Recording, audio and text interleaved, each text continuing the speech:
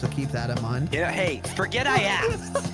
That'll definitely It'll do. Join the Discord. It was the least fun I've ever had playing this game. A small but vibrant and extremely humble community. No, I've seen the sleeves, but I'm like, you said you're suiting up, and then you put your sleeve on. Thank you for saying that. Because I'm a demon on the keys. Next thing I know, we're both dead. I immediately left the lobby. In Vietnam. What are they playing for? Are they playing to win?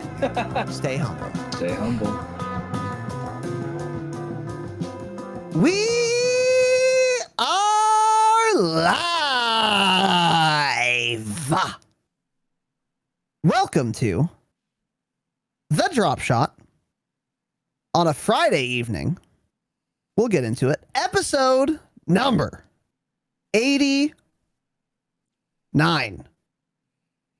We still haven't talked about the fucking 100th episode anniversary, Tanner. We'll figure it out. Don't worry about it. Well, we should indeed do that. My name is Casey, also known as Razinon. Now, some of you might be new to this program or this channel, twitch.tv/Tanner Dropshot, where we are broadcasting edition 89 of the program. We'll get into it. So, welcome, new frogs. And I am joined, as always, by the owner of this twitch.tv channel, Tanner Dropshot. I went for my button right now. I knew you were. I saw you doing that. It's so funny. Tanner, how's it going? What's going on? Yeah, I am the owner of this channel. Thank you for stopping by. Glad to have you guys here. Thanks for coming out on a Friday night. Sorry, Raz he's busy tomorrow night, so we had to just swap him. So that's why we're doing it tonight. Okay. Well, we'll get into that for sure. But we have an interesting episode planned this evening on this special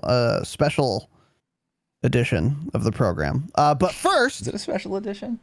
it is possibly. Okay. Welcome to our new patrons, Botched Lobot. Change it. I don't know what the rest of the thing. Botched Lobotomy is probably what the full name is. Yeah. Which is still a change it for sure. But welcome. And Nick Venomous? I read your name. Oh, for a Patreon episode. That's why. So you are new as far as the public is concerned. So boys, welcome to the Patreon. Patreon.com/the Dropshot. You get 4 bonus EPs per month and access to the entire back catalog.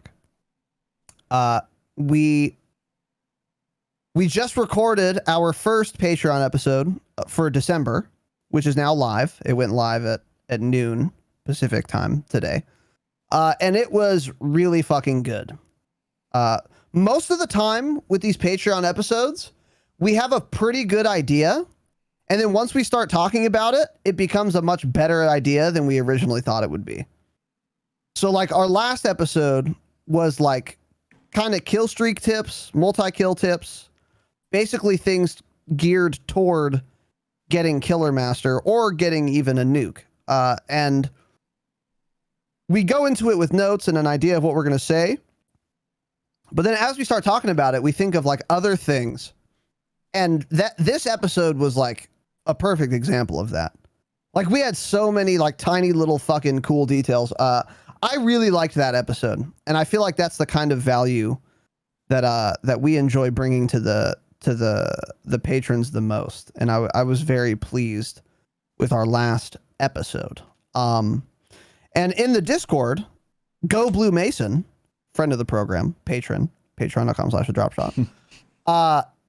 He was saying, you guys need to do a better job of telling people that a lot of the old Patreon episodes have a timeless quality to them, which I agree with, and we do this on purpose. But what that means is not that they're instant classics like a fucking Black Sabbath song. Of course they are that. But also the information in those old Patreon episodes.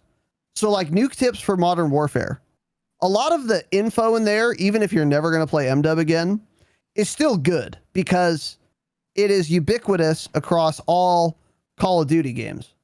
And we do that on purpose, and we try to have each episode have information that is valuable specifically to the game in question or the topic in question, but also generalizable. And that was a good observation by Mason. So I would like to point out that patreon.com/thedropshot, when you sign up for only $5 per month for 4 bonus episodes a month and the entire catalog is pretty valuable because there's good shit in there, even if it was recorded during the time of MDub, for that kind of timeless reason, like Mason said. So, shout out to you for that feedback, because that is a great point.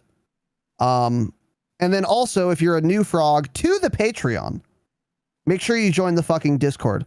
There is a new patron onboarding channel in the Discord.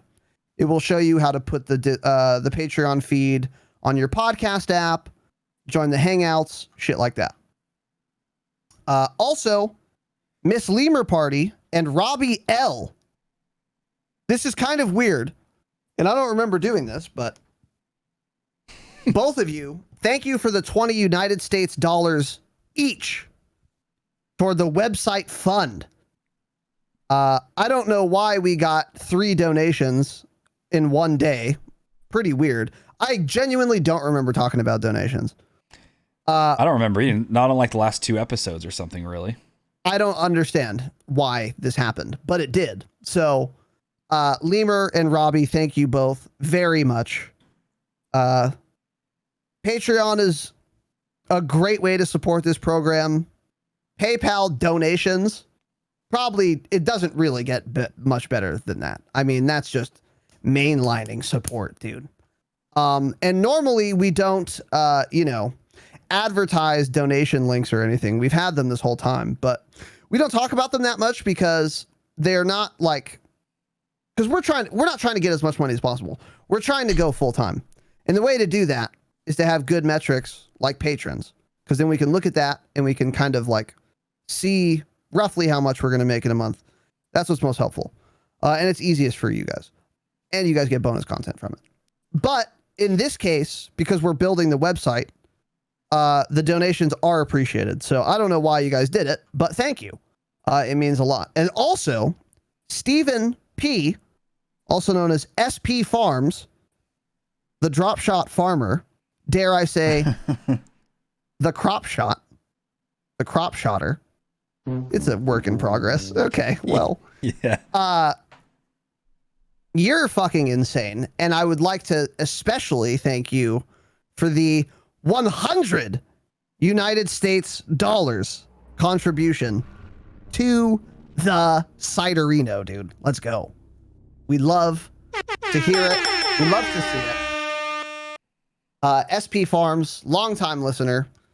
Thank you for that as well, dude. And of course, Lemur Party and Robbie.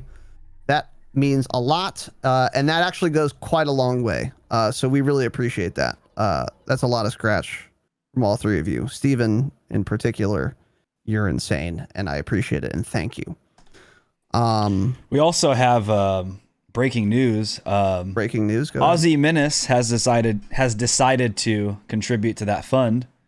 Uh-oh. In the amount of $1 United States dollar.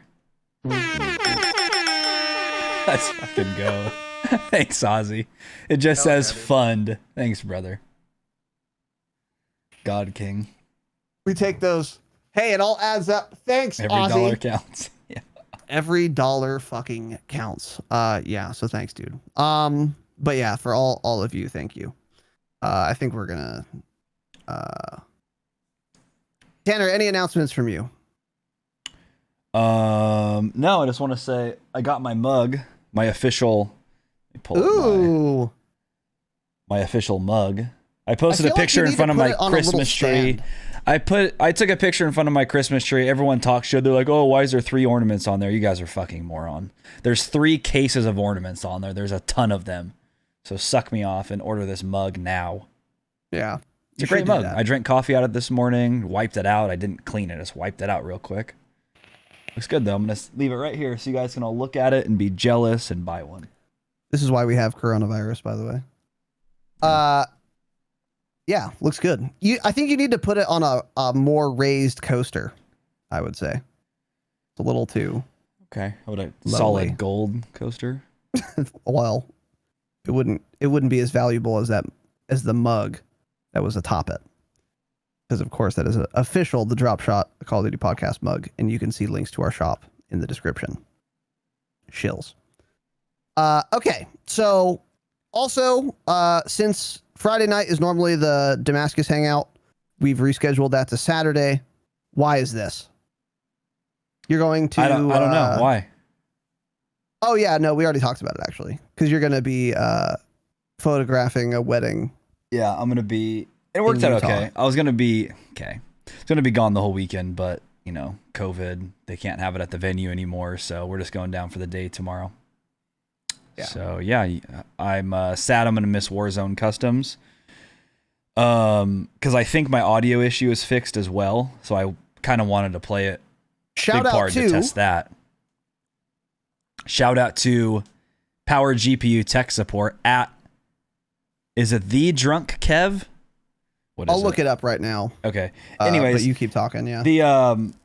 The tech support guy for Power GPU, I had him do a optimization today, and I told him about the audio issues I was having. He told me something to change in the BIOS, basically switching something from PCIe 4 to PCIe 3. We already talked about this on Wednesday, but I think it fixed that. But today he did an optimization. So he did a lot of things. We're going to see how everything runs. I haven't tested it. I'm not necessarily expecting like a bunch more frames in game. I'm just expecting things to run a little bit smoother, maybe. Just less PC issues in general.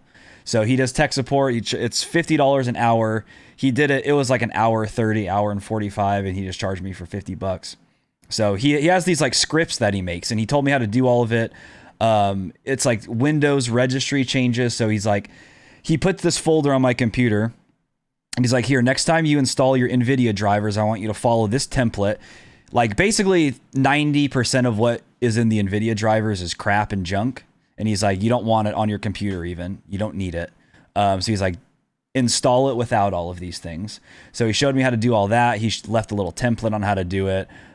He gave me a thing for my network to hopefully help with like packet loss, latency in general. So he did a network optimization.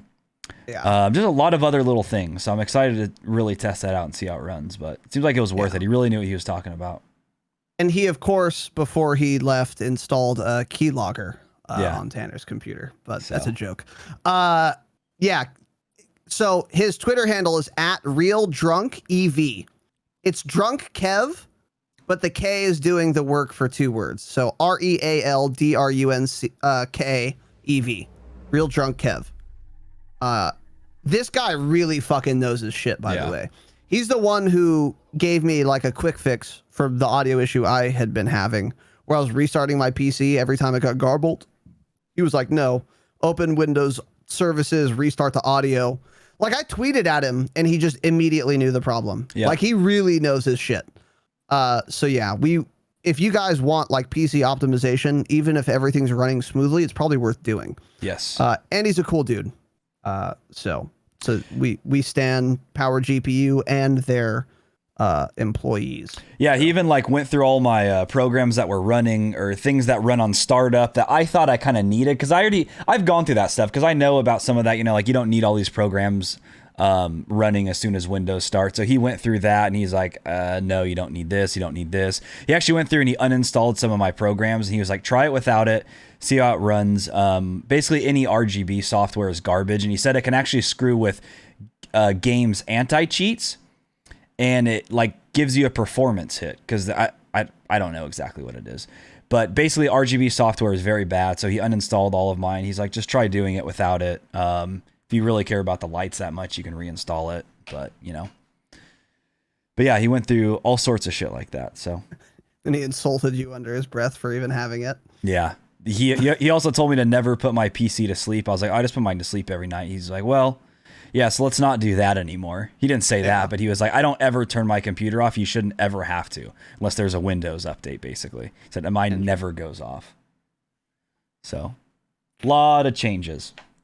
Yeah, so we stand him. So anyways, yeah, instead of the podcast tomorrow, we're doing it tonight, obviously, and we're going to do the Damascus Hangout tomorrow, in which we're going to be doing Warzone Customs. So if you're a gold patron, you can run as well, and we hope to see all of you there. But we've talked about that enough. Now, last announcement is Tanner had an idea to do, instead of doing our normal Saturday type of topic on the weekend, where we would either do Q&A or pick some other kind of more abstract topic to cover tonight. He said, dude, we got a lot of info on season 1, and maybe we should do that tomorrow instead of our typical Saturday episode kind of format.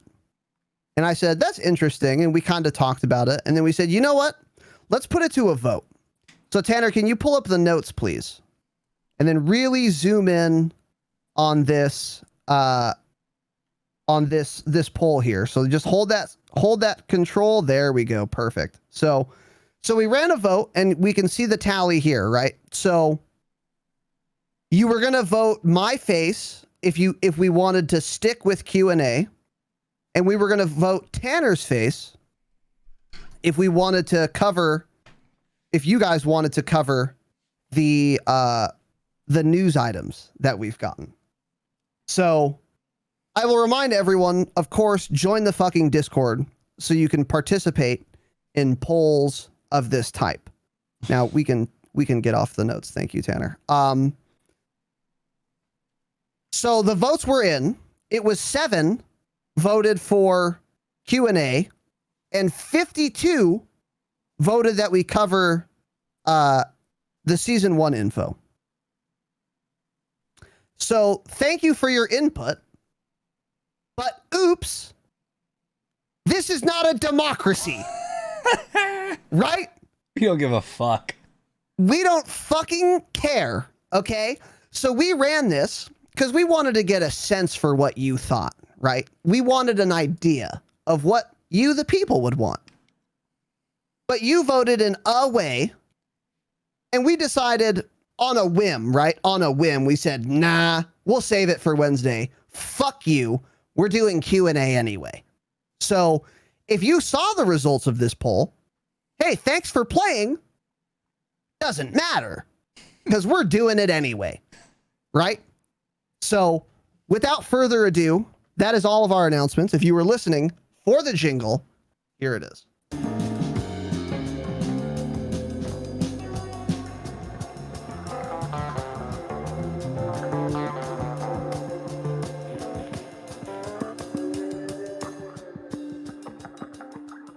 All right. So before we get into the Q&A, first, as always, playlist updates.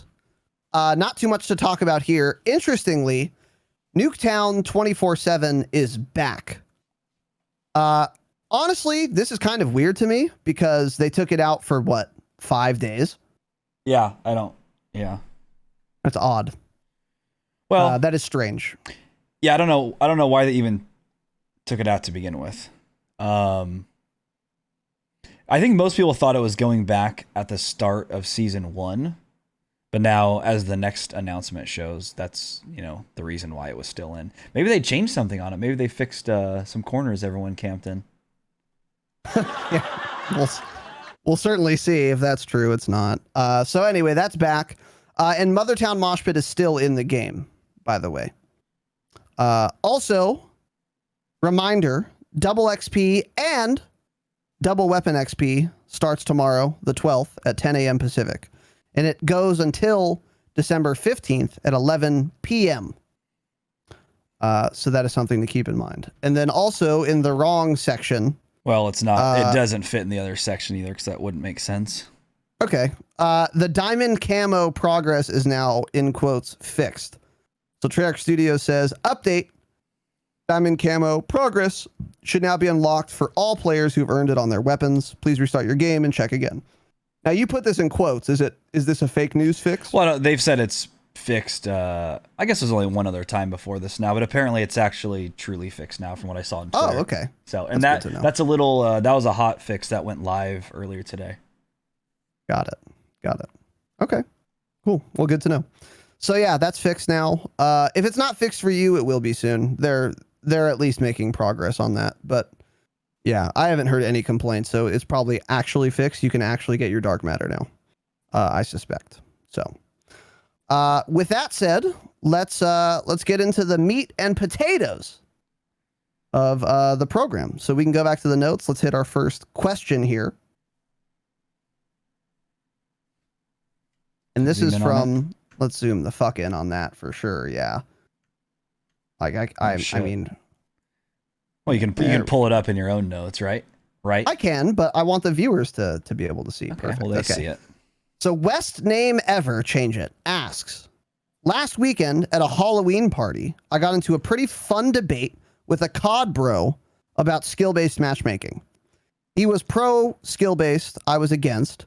I've heard you guys mention before, as I'm sure you're already against it, probably. I can't read.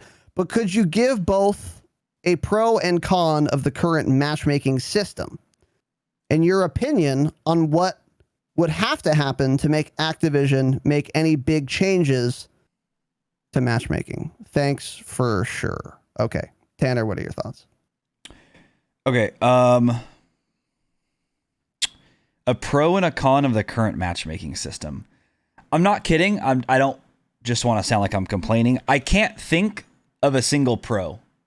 I mean, it doesn't match you up based on your ping. You can't play with your friends if your KDs are substantially different. I get put in lobbies with people who already have dark matter, and I can't win a single gunfight. I mean, there's just no pros to it at all. It's all cons. There's no need for it other than people that are really, really bad at the game. And I think almost everyone can agree on that, right? Like, you do need to protect the very new players. You know, if you're like a 0.5 KD or below, you should probably be in your own lobbies, yes, because you're just not going to have fun, because you're not even average. You're not good. You're terrible, really. I don't know why you're playing the game. Go play a single player game. But those people do need to be protected. But also, I feel like those people are the ones that often get into it and like spend a bunch of money in the store. So Activision isn't going to make any changes. They will literally never make a change unless they know it's going to somehow benefit them a lot and make them a bunch of money.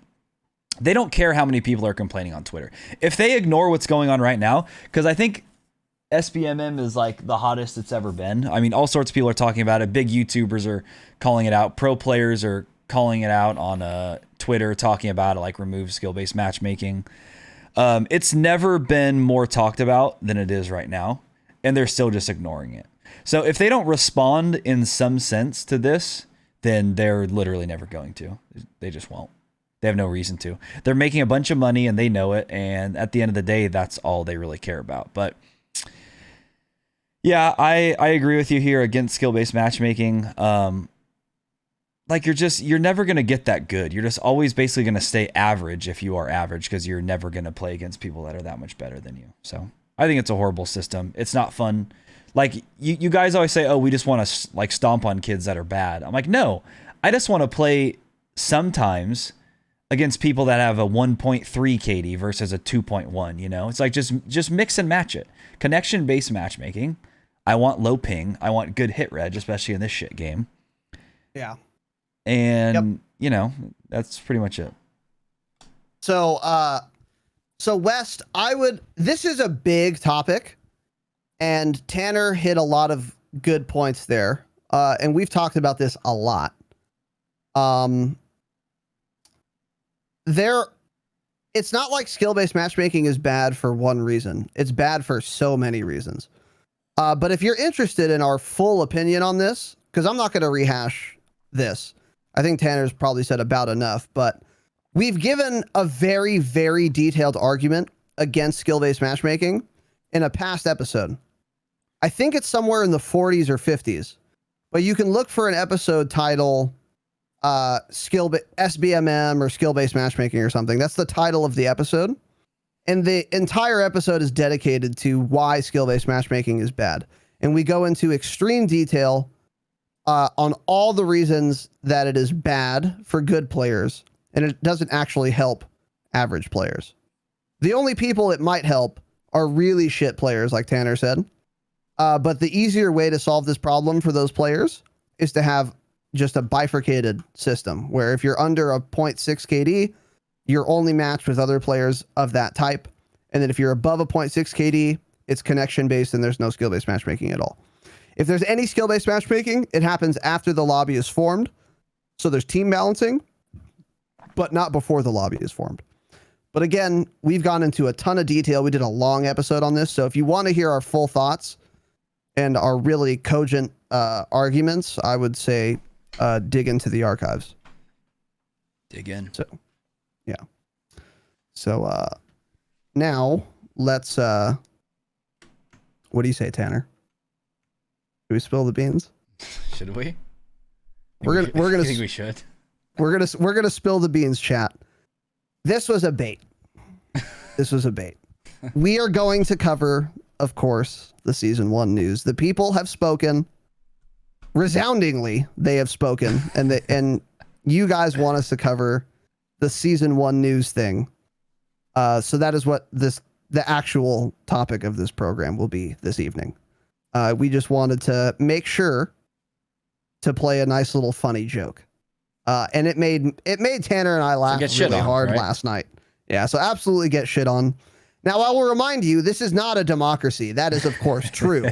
That is, of course, true. But we are kind tyrants. And that's a contradiction in terms. We are kind rulers, and we will bow to the will of the people. So Q&A will continue as normal at another time. But this evening, we will, of course, as you people have spoken, cover the season 1 news. And again, reminder, if you want your voice to be heard so that we maybe listen to it or maybe not, join the fucking Discord. You can participate in those polls. So now the first, okay, great. So the first note here. Yeah. So who didn't follow what they were supposed to do? That was for you. Well, okay. Well, you didn't tell me. You highlight things for me, so I highlighted that for you. So suck me I told off. you to write the notes. So not give. Okay, let's move on. So piece of shit. So season 1 officially begins at 11 p.m. Pacific Standard Time, the correct time zone, of course, on December 15th, which is Tuesday night at 11 o'clock. So that kind of sucks for me as a working class person, individual. Same. But nonetheless, we have a ton of information to go over, and we will start at this first link here: Cold War and Warzone Season 1 revealed, Rebirth Island multiplayer, and more. So, what do we have here? First of all, and Tanner, stop me if I'm skipping something. 3 new operators. So, first one here is Stitch. We saw him in the trailer. We're seeing him in his cyberpunk cosplay operator. Pretty dope looking, here. dude. Pretty dope looking, actually.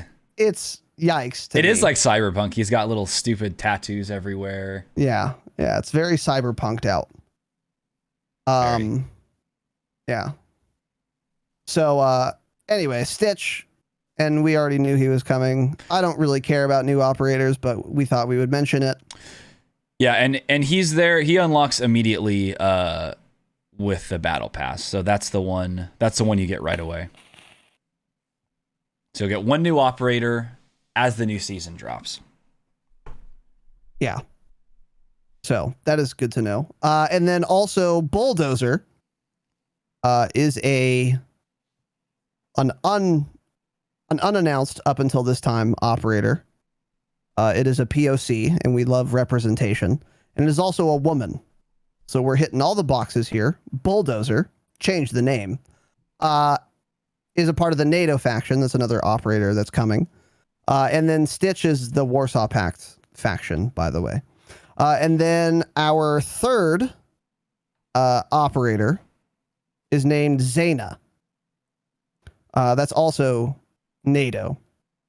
Now, I don't know who in this image is the operator, Zayna. So let's scroll down, Tanner.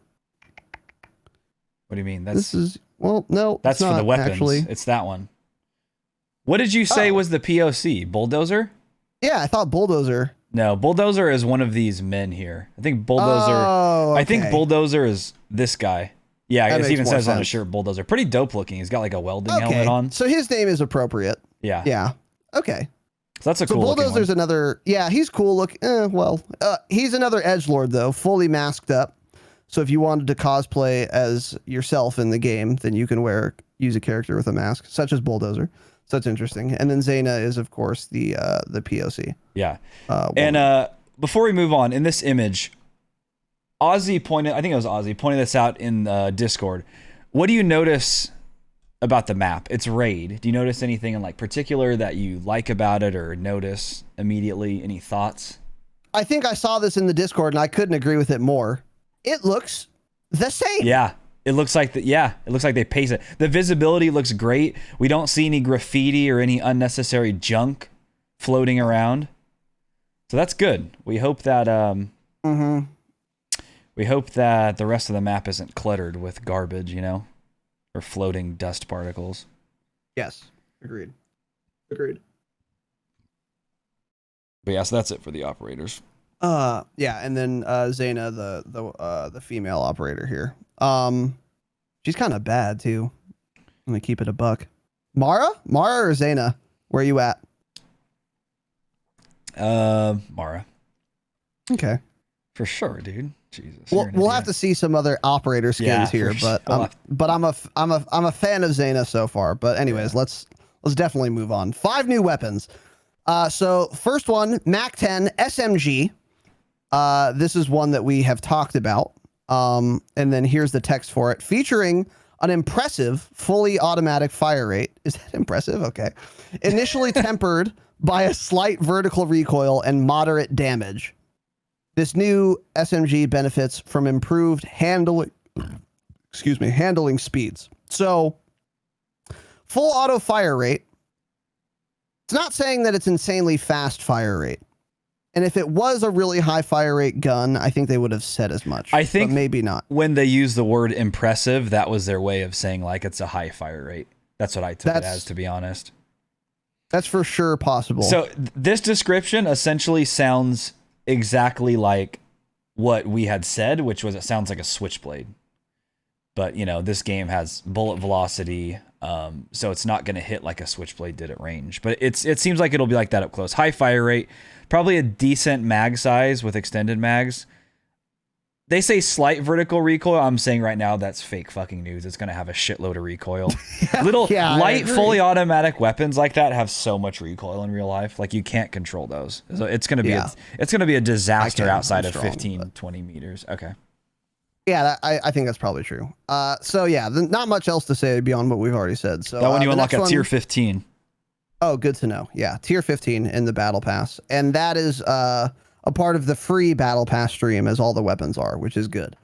Next one here is the Groza, full auto AR with excellent handling speeds. Ooh, okay. And solid damage, as well as a fast fire rate and impressive damage range. Okay. So they make it sound like it's bad at nothing. Exactly what I was going to say. They've described this to be so good that it's fake news, or it's the most overpowered gun we've ever seen. Yeah. It's one of those two things.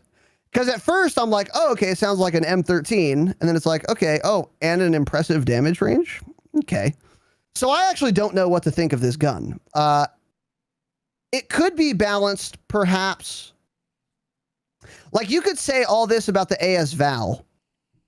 And I think actually that's probably a pretty good comparison. It's probably going to be very similar to the AS Val. And the downside of the AS Val is magazine capacity, which I don't think this will have that downside. But the downside that I think they will share is a lot more recoil. That is the way you would balance a gun with excellent handling speeds, solid damage, fast fire rate, and impressive damage range. The only other thing you could do to balance this is give it a lot more recoil than the other ARs. Yeah. So I guess this is going to be most similar to, of all the existing Cold War guns, this sounds to be the most similar to the FFAR. Yes. Agreed with that for sure. Except with better damage range, apparently, because they over-nerfed the FFAR. So that'll be interesting. What are your thoughts here? What are your predictions on the Groza?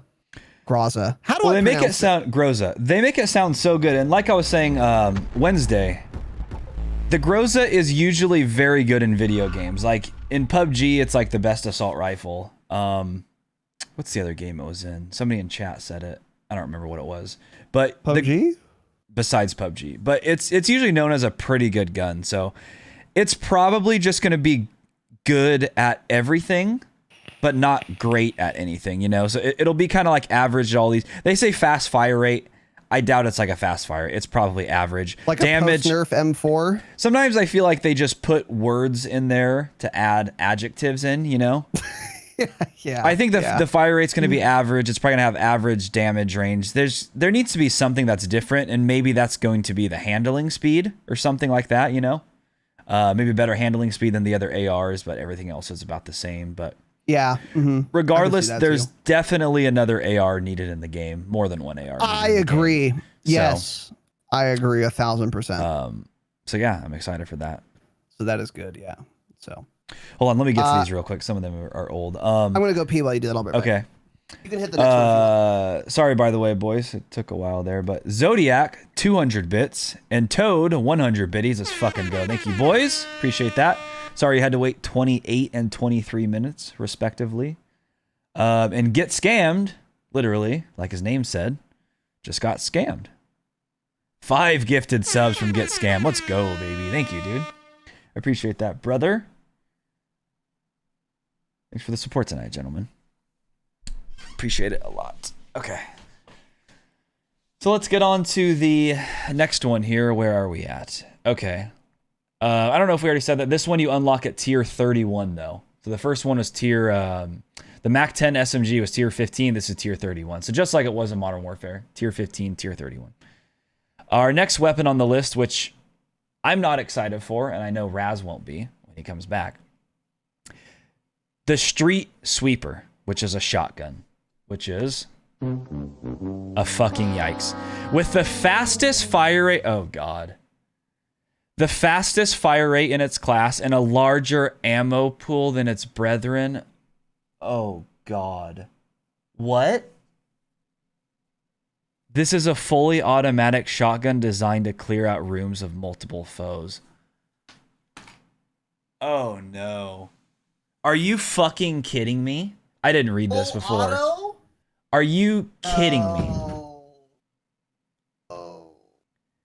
And it's a secondary because of Vundy. Oh my God. Yeah.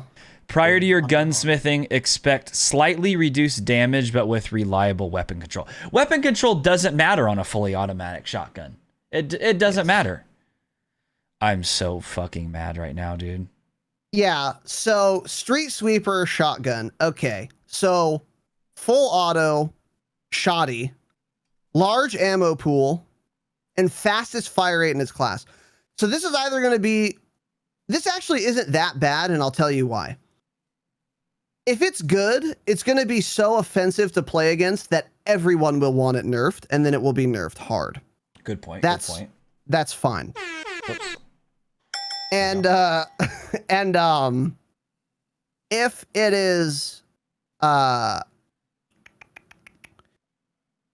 is not super OP, then the only way you can balance this is by giving it really short damage range. And we can look to the Jack 12 as an analog. The Jack 12 is like annoying, and it's quite good in multiplayer. It's too good in multiplayer in MW. But in Warzone, it doesn't see much use because the R9 has way more range, and it kills way faster anyway, even if it didn't have more range. So this is going to be cancer in multiplayer. But is it going to be much more cancer than a Spaz 12? Probably not. Yeah, maybe it can't get much worse. I mean, it's not going to do more damage. I find that hard to believe. It's not going to do more damage, and it's not going to have more range than a SPAS 12. So I feel like this is not going to be as cancer as it sounds. The thing is, though, when it comes down to the shotguns, what really matters is the fire rate, which is why the SPAS 12 is so good, because you can go into a room and just keep firing. So even if this takes an extra shell to kill somebody with, if it has more ammo and the fastest fire rate in the class, if it's faster than the SPAS, that's going to be a problem. Yeah, it's going to be a problem. And like Ozzy just said in chat, that's fun. Will that be in Warzone? Oh yeah, that's of course will be in Warzone. But the problem with Warzone is nothing's going to be better than an R9 Dragon's Breath. So I actually don't really see it being an issue. They'll have it nerfed. However, the R9 will be nerfed very soon. Probably not on launch day. Probably a couple days after Season 1 releases. Before Christmas, I would bet the R9 is nerfed. So clip me now, link me later. Before Christmas, and then, the R9 will be nerfed. Okay. Yeah. And then... keep that in mind. Once that happens, it'll be interesting to see how well this does in Warzone. But it's very difficult to speculate how well this will do in Warzone, because we don't know how any of the Cold War shotguns are going to do in Warzone. Like, is a SPAS 12 better than an R9? Maybe. Like, I could see it either way. I could see it not being as good, and I could also see it being better. Yeah, maybe not, because it doesn't have the Dragon's Breath rounds. You know, that kind of makes a big difference.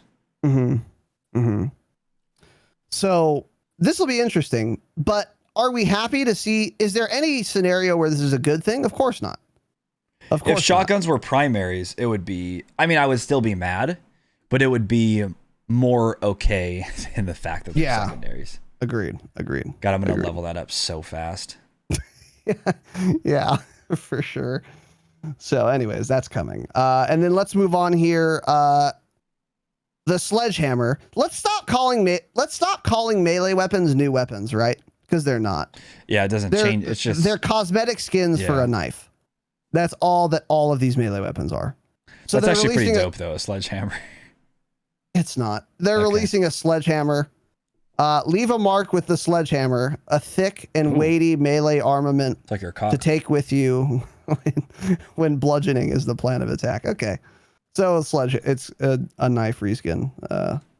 I hope it's a knife reskin. If it behaves differently than a knife, I'm going to be mauled. It is possible that the sledgehammer is a 2-hit kill, but it has like double the range. That's possible. That will annoy the shit out of me. Just like the Cali sticks annoy the shit out of me. Yes. Because the Cali sticks are actually really good in Warzone, by the way, in case you guys forgot. Not worth running, of course, but they are quite good and they're annoying. Sledgehammer could maybe be a similar kind of deal. So we'll see, but that is coming to the game as well. I don't have much to say about this. So yeah. What are your thoughts? Yeah, I think you summed it up perfectly. It's a cosmetic item. It's definitely going to act differently because you're not going to like, well, is there still going to be lunge? I feel like there shouldn't be lunge if it's a long-handled sledgehammer, you know? But there will be because it's a Treyarch game, so everyone will be running around with a sledgehammer that has 5 feet of lunge. Yeah. There's another shot of Raid, by the way, and even this photo of it looks normal. Yeah. All the screenshots of Raid look like it's just unchanged, which we love to see. Yeah. And the fact that this next note is here leads me to believe the sledgehammer will be a 2-hit kill with longer range than a knife. And the reason I think that is because we're also getting a wakizashi, which is another melee weapon. Wakizashi is a type of Japanese sword. It is the intermediary between a katana, which most of you are probably familiar with, a samurai sword, a katana, the traditional samurai sword, and then like a tanto, which is like a little... It's like a little longer than a dagger. You could maybe classify it as a dagger, a Japanese dagger. Wakizashi is in the middle of those two. So this will probably just behave as a cosmetic knife. It's just like a little short sword that you have. It is another melee weapon. A powerful defense weapon and companions. Oh, here we go. And companion sword to the samurai's katana. This traditionally forged blade uses 2 types of steel in its construction and is lightweight, resilient to force, and durable to wear. Obtain the Street Sweeper, Sledgehammer, and the Wakizashi to use in Cold War and Warzone during Season 1 in one of 2 ways. Complete a related challenge to obtain the free base weapon, or purchase a bundle with a blueprint from the weapon family when it appears in the store. So the unlock criteria is going to be the same as MDub. Like when they released the Jack 12 to unlock it, you had to get 7, or you had to get like 5 sliding kills with a shotgun and 7 matches. It's going to be the same kind of shit to unlock these 3 things as well. So just keep your eyes peeled for that in the gunsmith. So let's move on here. New multiplayer modes. This we've talked about, but I'm excited to see the official text. Gunfight 2v2 launch week. The seminal MDub 2v2 game mode now comes to Black Ops for the first time. Sometimes fast, fluff. So you and your partner face off against 2 rivals in one of 4 brand new maps and attempt to take both your enemies down using a random loadout. Should the time run out, an overtime flag spawns for an additional 10 seconds, and both teams have the opportunity to capture it and win the round. So the rule set is exactly the same as Gunfight from Cold War. From MDub. So Gunfight is just coming to Cold War, which is really cool. And I'm excited about this. And again, we're not seeing a mention of tournaments here. Yeah, you're right. Even on the roadmap, is this it? Even on the roadmap, there's no mention of tournaments or anything. So, yeah, you're probably right. Tournaments are probably going to be something that, if we get them, they're going to come like Season 2 or Season 3, just like I think, with Modern Warfare. I agree. I think that's what's going to happen. We'll see our first tournament Season 2. That's my guess. Because I think they would be dumb to not bring it back. And once they're kind of content starved, they'll do that. But don't expect to see it Season 1. But still, Gunfight coming is cool. I really like the game mode, even though I don't play it that much. So I'm a big fan of that. And I'm glad it's coming back. Yeah. And then let's move on here. Next one, Prop Hunt 6v6 launch week. We've talked about this. I don't really have much else to say. 2 teams alternate between being the props or the hunters every round. The props disguise themselves as everyday items scattered around the various multiplayer maps, from a Soviet ticket booth to a baby grand piano. This is interesting. I think this was true in BO4. I just didn't play it enough to remember. Props also have access to a concussive blast if a hunter gets too close, as well as the ability to deploy clones to create confusion. However, props automatically whistle every 20 seconds, enabling keen-eared hunters to hone in on their location. And then basically you win if all the hunters kill the props in time, then hunters win. And if at least one prop survives, the props win the round. So pretty self-explanatory there. Tanner, your thoughts on Prop Hunt? Yeah, I can't see it. I can see it being fun for 2 rounds. I don't know. I don't see why people play it. You can't even level shit in it. I mean, isn't it just like you go around and just start shooting at random shit? It's like, eventually, won't you just be found? I don't know. You just go around and shoot at random things. I haven't played it though, so maybe it is fun and I just haven't given it a shot. Yeah, it's possible. This photo. Tanner, we have breaking news. What? Treyarch confirms huge weapon changes coming in Season 1. Published 2 hours ago. I'm going to add this to the notes in case it's something we may have missed. Cool. Also from the screenshot here, boys, so let me pull up that. From the screenshot here, this is a good look at Christmas Nuketown, which is coming. Looks pretty cool. Oh, nice, this is Nuketown. Yeah. You're right. Nice little holiday lights around there. If you right click and press view image, by the way, you'll go full screen for the viewers. Oh, I think that might be Firefox only. It is. Never mind. Oh, open image in new tab is how you do it in Chrome. Didn't work for some reason. Oh, it literally opens it. This is the dumbest thing I've ever seen. It opens a completely oh my god, it opens it on my computer, Jesus. Yikes. Okay, well, it doesn't matter that much. Yeah. I just wanted to give you a pro tip, but okay. So this is Christmas Nuketown. Yeah, it looks cool. So let's look at the screenshot. How's the visibility look to you? Worse than regular Nuketown, but it doesn't look horrible. Worse than Cold War regular Nuketown? Yeah. I disagree. Look at that little corner over there. That corner to the right of the character. You think that visibility is good? If you see somebody camping in that corner, you're not going to be mad when they kill you? I don't think it's good. I think it's better than the current Cold War Nuketown map. Yeah. I think you're just wrong, but yeah. We'll see. We'll for sure see. Yeah. Well, it doesn't really matter because it's a limited time map anyway, so I don't really care how good it is. But Agreed. but yeah, that's a good eye there, Tanner. Good to point that out for sure. So and then also Dropkick 6v6. So we speculated on this. I haven't actually read this yet, so I'm curious to see what Dropkick is actually going to be.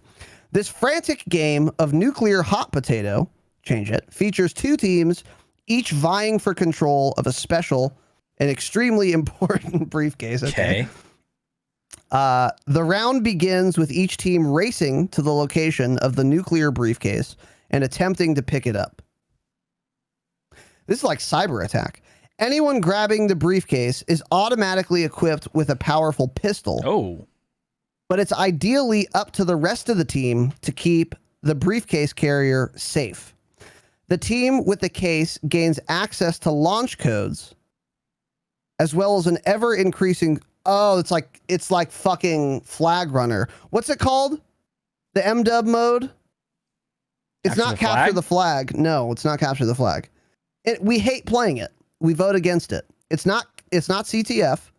It's where you just hold the flag as long as you can in MW. What is that called? Holy shit, what is that called? I don't know. Someone in chat tell us, please. There's that Hold the flag? dog. Dude, you've played it before and you hate it. It's not Hardpoint. No, a literal flag, guys. Oh, you guys are making me so mauled. Well, you can't remember it either. Team Defender, thank you. Team Defender. Oh. Yes. It's like Team Defender. No, I don't think I ever did play Team Defender, actually, to be honest. You've played it and you hate it. Okay. I can't believe you don't remember this. Well, Tanner's an alcoholic, confirmed. Let's move on. Anyone grabbing the briefcase is automatically equipped with a powerful pistol, but it's ideally up to the rest of the team to keep the briefcase carrier safe. The team with the case gains access to launch codes, as well as an ever-increasing score for their team. If you die while your team controls the briefcase, you will not respawn until your carrier... Okay, if you die while your team controls the briefcase, you will not respawn until your carrier has been eliminated. Okay, and the briefcase has been dropped. Oh. If your team is not carrying the case, it must be flushed out and retrieved before it's too late. Once one team reaches the score limit by controlling and owning the briefcase, orders to execute a nuclear strike are confirmed and the round is won in a highly explosive manner. The first team to 200 score wins. This is very, very, very similar to Team Defender. It's almost exactly the same as Team Defender. So the nuclear launch codes thing is kind of just a cosmetic bait. You don't actually go plant anything, and you don't get a nuclear bomb. You just stay in an area. Not even that. You just pick up an item and don't die. That's all you have to do. This is basically Team Defender that has some slightly tweaked rules. We were speculating that this was going to be a fire team game mode, and we were obviously very wrong because this is a sixes game mode. So now that we have the details, you've heard it here first. This game mode sucks. Yeah, and it won't be fun. We'll literally never play it. Probably we will never play it. This is basically Team Defender, which is a shit game mode. So yeah. Kind of sounds like something bad, like VIP Escort almost. Something we've just never played and probably never will. Yeah. I'm going to be honest. I don't get them always adding in new game modes. Like we don't usually see people, we don't ever see people complain about, oh, we need more game modes. No, we don't. Just, True. Hey, fix the spawns on the game modes we have and don't worry about adding in new game modes that, sure, some people, there's definitely going to be people that play it and enjoy it, but they're going to be like, you know, a very, very, very small percentage of the player base. Yeah. So it's just not worth Agreed. spending their time, spending their resources, making new game modes when people don't want that.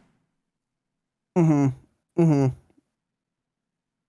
And also, it's like, if you make it too complicated, people are never going to love it.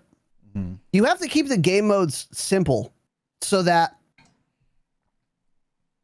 I feel like let's not complicate things that don't need to be complicated. I don't need these fucking weird, complicated rule sets. That's why Team Deathmatch is the most popular playlist of all time in Call of Duty. Because it's very simple. Hey, kill people. Yeah. If you kill them more than they kill you, you win. That's why TDM is the most popular.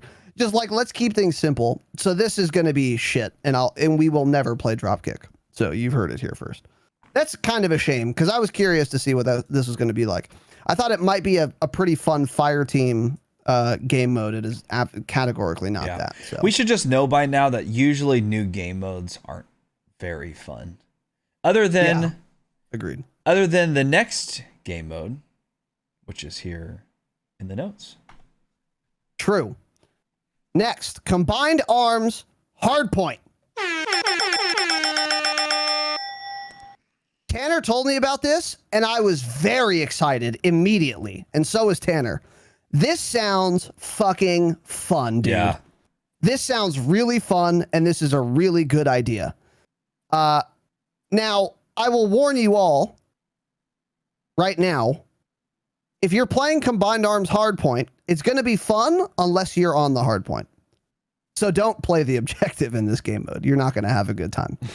You're going to get shot by tanks and whatever. But nonetheless, this is great. I'm very fucking excited for this. So Combined Arms Hardpoint will start on launch week. Combined Arms is 12v12. And Combined Arms Hardpoint, I'm not going to read the description to you because it is Hardpoint in 12s. That's it. So there's a place on the ground for a minute. If you stand in it, you get a point per second that your team is in it. You guys know how Hardpoint works. It's just being ported to Combined Arms. I'm very excited for this. I think it's going to be very, very, very fucking fun. Yeah. Because Hardpoint and Dom are our favorite sixes game modes. And Dom is already in Combined Arms. And now we're seeing our second of the top two. Maybe not our second, but one of the top two. I don't know which I like more, honestly. Hardpoint, which is great. Yeah, I think Hardpoint is the best one. Yeah. So, yeah, what are your thoughts, Tanner? I think it'll be really fun. I love Hardpoint as it is. So I think this, obviously, it's just going to be Hardpoint on those maps with probably a much larger capture zone. I think it'll be really fun. I think it'll make people play the objective more than like Combined Arms Dom. People don't play the objective a whole lot. They kind of just run around. So Hardpoint, you're going to get a lot of hardcore objective play. It'll be good for streaks, especially if you're a rat, drop your napalm and get 10 kills on it. Yeah, that's true. So that'll be fun. Something else we forgot to mention on Wednesday and realized it after is that Miami is now a Combined Arms map. So like it says on here, specifically, Miami also joins the Combined Arms map in the rotation of Season 1, giving players a total of 4 12v12 battlegrounds to choose from. Now, something that I noticed is that as we keep going through these notes, you'll see there are no added Combined Arms maps. There's nothing announced. Sounds like there's nothing on the horizon. So maybe nothing this game mode is dead. Maybe people don't play it. Is it going to end up being like 10s? It's probably going to end up being like 10v10 Dom or something on Modern Warfare. If you guys rage at this game, we've told you so many times. If you're getting mad, if skill-based matchmaking pisses you off, play Combined Arms. It is way less strict because there's more players. It's not as possible to get the skill-based that strict. Give it a shot. I have a way better time. The maps aren't bad. There just needs to be more of them. So Miami's a terrible map, but it plays better on 12s than it does on 6s. Have you played it in 12s? Yeah, I haven't gotten a chance to yet. And it plays much better. It's just a shit map in general, but it plays a lot better. That makes sense. I believe that. The map would be literally, I'm not kidding, I could deal with all the vehicles, all the clutter on it, the weird, the alleyways and stuff. It would be a fine map if it was just daytime. They just unnecessarily made it nighttime because they wanted to show off the lighting on the buildings, you know? Yeah, they're at a ray tracing convention. Yeah, agreed. So I have to push back on your combined arms hypothesis, though. I think it's a good thought that combined arms might be dead, which is why there are not new maps. That might be true. I don't know. We don't have the analytics. They do. But I think it's also possible that the reason we're not seeing new combined arms maps is because it's a lot harder to develop a new combined arms maps because it's such a bigger map. So it takes more resources. So they haven't wanted to or haven't found the resources to do it yet. And they have a lot on their plate. So I actually don't really blame them for that. Yeah. And also, as Mullet Proof Mute has said, friend of the program in the chat, I bet they'll chop up the new Warzone map for a couple new combined arms maps. I think that is also a possibility. And actually probable, I would say. Yeah, more than likely. And that can be a good thing, as long as they pick the correct subsection of the Warzone map to turn into a combined arms map. Now, if they pull a promenade, then this won't be a good thing, but it is certainly possible that they pick a good portion or a couple good portions throughout the year to make a combined arms map out of, or 5, and they all be really good. I don't really care if the content is recycled as long as it's good content, which is why we're so happy Raid is coming back. Oh, but Raid's not a new map. Don't care. Yeah. Oops, don't care. Because Raid's a great map. I don't need it to be new.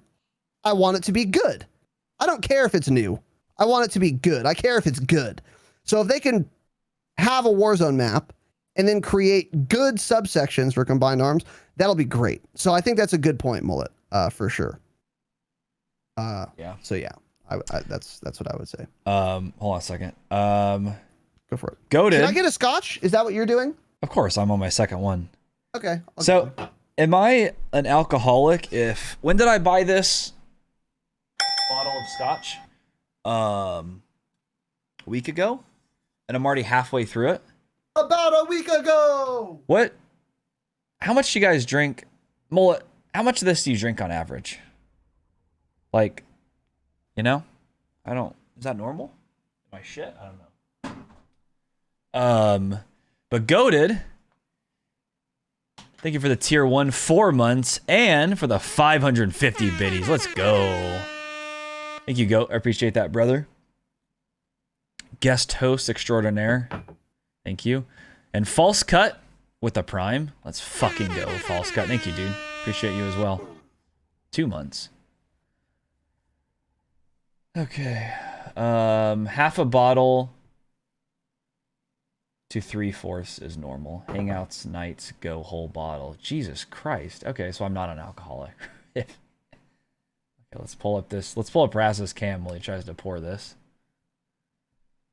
That was a shit pour. Pour more, right? Why does their bottle look like an olive oil bottle? You wouldn't know because you don't cook, but I noticed that. Should I be drinking mine out of my... We're starting here. The Dropshot of Call of Duty podcast official merch Of mug? course. Ceramic mug.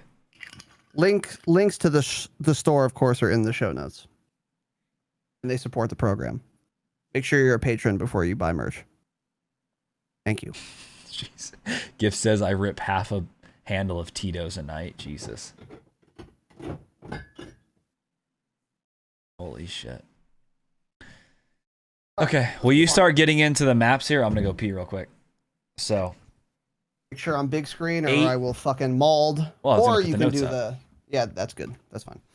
Okay, so next we have here the Pines.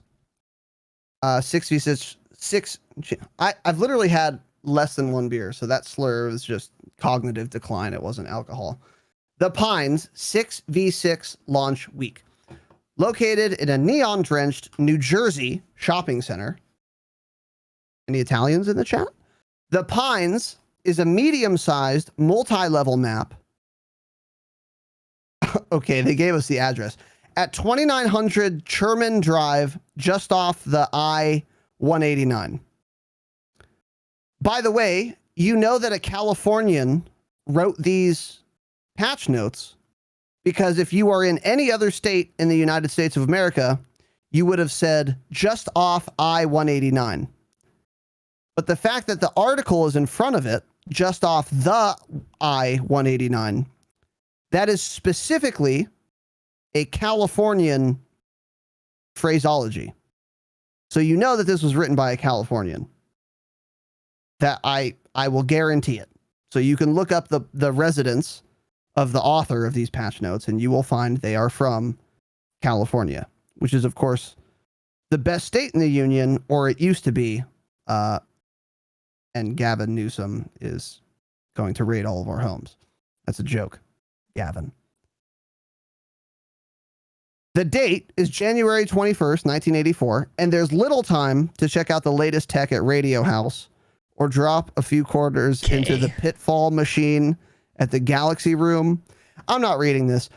So there is a map called The Pines, which we had talked about, and we're seeing a similar but different screenshot of the map here. And this is a Sixes map that comes out on launch week. Tanner, what are your thoughts? It looks like a good map. Of course, this article doesn't show. There were some pictures of the inside of it, somewhere else.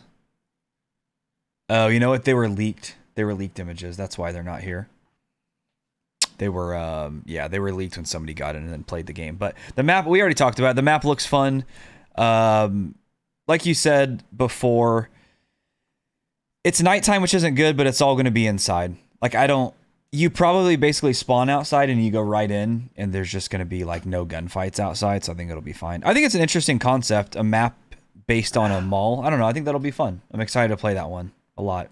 It sounds like a typical like Treyarch map. A nice, a nice little mall, bunch of shops, lots of lighting inside. Yeah, it's really impossible to say to speculate on the quality of this map. Yeah, honestly, because it could totally go either way. I like the idea. It could be really good. Yeah, agreed. So, and then also, which we've covered extensively, Raid 6v6 launch week. Can you say Raid without saying it that way? Nope. Okay, just making sure. So, a legendary map that debuted in Call of Duty Black Ops 2, Raid, is a sprawling luxury. That's the only reason I started reading that. So, we've talked about Raid extensively, and I think we already mentioned this, but I think it's worth repeating. We are very pleased to see that this looks literally like a remaster with no additional frills. Yeah. It looks like the same BO2 map, and they just updated the graphics. And that's what we were worried about, so... That is what we were worried about, yeah. Yeah, I don't think there's anything else to say on Raid. It's coming. It looks good. Doesn't look like they changed a thing. I really hope they didn't. Agreed. 1,000% agreed. How do you think it'll play in this game? Now that we know it's going to be the exact same map. I think people just play Call of Duty games slower now than they used to. So, I don't know. It's kind of hard to say how it would play. Yeah. I mean, my thing is, like, I'm sure this is going to be a good Sixes map in this game, but I'm just kind of sad that the reality is I'm rarely going to play this. Because once the Raid 24/7 playlist is over, the only time I would see this is if I'm queuing Sixes, which I'm very rarely going to do because I'll be queuing Combined Arms. So it's kind of like bittersweet, you know? I don't know. It just kind of sucks. But it's also possible that they have a pretty regular throwback 24/7 playlist where it's like Nuketown, Raid, Standoff, Firing Range, that is similar to the Shoot the Ship playlist that always recurred in MDub. And if that's the case, then that makes Raid a lot more appealing because I would play it more often. So we can keep our fingers crossed for that. And I actually think it's fairly likely that we see that in the coming months. But anyways, let's move on here. Nuketown 84 Holiday 6v6 launch week. Now we can show you a screenshot. So here's what that looks like. This is a very dark looking screenshot. Like literally dark. Yeah, look at those corners in there. Lacking light. Yeah. Okay. I see your point now. This makes the visibility seem like it'll be a lot worse. I don't know. So this is not going to be the permanent way Nuketown looks, but it's at nighttime. It's snowy. There's Christmas lights. There's a lot of Christmas lights. I mean, they went bonkers on the Christmas lights. Too many. I want to know that electricity bill. Are they LEDs? That's going to be expensive. They're electricity OLEDs. bill if not. Okay. Yeah. So, any diodes in the chat? Yeah, anything holiday themed like this though is cool. So. Yeah, it's cool. It's a novelty, but I think we've kind of said our piece on this. I don't have much to add. So let's move on here then. Game show 2v2 launch week. So I don't think we need to go into too much depth on these, honestly. No, yeah, we'll just Game show is a 2v2 map, which means it's a gunfight map. It looks like it's indoors on the stage of a game show. The title of the game show, what do the numbers mean? That's pretty funny. Another good little Treyarch idea there. Yeah, that's a nice homage to the campaign. So that's cool. We haven't played it. The gunfight maps are always symmetrical and very well balanced. That doesn't mean they're good, but it means they're at least balanced. In the case of game show, it looks very well lit and pretty small, so this will be fine for a gunfight map, I would imagine. Next one is ICBM. This looks like it takes place in like the Russian consulate or something. A launch facility. Okay, super wrong. Engage in explosive combat under gigantic exhausts of intercontinental ballistic missiles. Yeah, it's going to be calling it out. It's going to be the worst gunfight map. A roughly circular setting. Yikes! A circular setting. That's not going to be fun. Circular's really bad. Yeah, it's going to be circular's terrible. really bad. That's a good catch there. So ICBM is going to be shit. Let's move on here. Next one is KGB. Hammer victory home among the ostentatious trappings of the old USSR. Oh, it's in the Lubyanka. Okay. Oh, that was pretty close. So this takes place. I don't know what that is. The Lubyanka was, I think it was like a governmental building, like a federal building, and it was also the home of like the biggest Russian prison in the Soviet era. I'm pretty sure the Lubyanka was like a huge Russian prison, but it's also like its own kind of thing. Got it. So anyways, it's in a big room for the purposes of explaining this with a very high ceiling. Looks like there's not much cover and there's like no verticality. So it's just kind of like a flat fucking bang it out arena. This looks like it would be pretty good for gunfight, I would say. There's another good look at Bulldozer there. That's a dope looking operator. It reminds me of, what was the operator like one of the first operator bundles in Modern Warfare that you bought, and that was the only operator you used for the rest of it. Nikto. It kind of reminds me of him, like some big dude, padded up, stacked. Oh, yeah. Man. Yeah, it's pretty cool looking. He has entirely too many magazine holders, right? How much ammo is he going to go through? Just don't miss. Well, if I'm playing as him quite a lot, so, so I don't die. Oh, okay. It's because you miss. Okay. Oh, I see. Okay, well, you're a cunt. Okay. He also has, his mask is like a welder's helmet. That's what I said. It's like, it looks cool. It's a helmet. And it's got skulls on the side of it. He wouldn't be able to see through it. That's what's funny. Yeah, it's so on. Yeah, the peripheral vision is terrible. Anyways, he looks cool though. Yeah, let's move on. So next one is the U-Bahn. Terrible. So Bahn is a German suffix, and I think it's like road or like way, like throughway, freeway. So the Autobahn, the original freeway, by the way. So U-Bahn, descend into the underground tunnels beneath West Berlin. Look past the concourse and tile walls off the metro platform and storm the parked train and open subway carriage using the graffiti-covered subway car. Central support pillars and other areas is covered during the subterranean assault. So this is going to be a gunfight map that basically takes place in the subway station of Warzone. It's going to be very similar to that. It's going to be How bad. do you think that will play? I don't think that one will be good either. I agree. I think the It's two gonna be good shit. maps will be KGB and Game Show. KGB kind of reminds me of just like a bank, right? Like the bottom floor of a Bank of America. Real open, couple desks on each side, high ceilings, good visibility. Same with Game Show. So the other two maps though I don't like. They're in like dark, hidden areas. You know, they're underground. It's just, again, bad visibility. Yeah. Yeah, I agree. And also, I feel like just looking at this screenshot, there's a lot of like dumb little angles you can take where you have the tiniest little opening where you can like cheese people, in addition to proning underneath the railway track and shooting people's feet, which is what we saw on the stadium gunfight map. Garbage in MDub. Map. And it's just shit. Like when you can do dumb little tricks like that, it makes the map unfun. I think Ubon's going to be bad. And then also, this is kind of weird.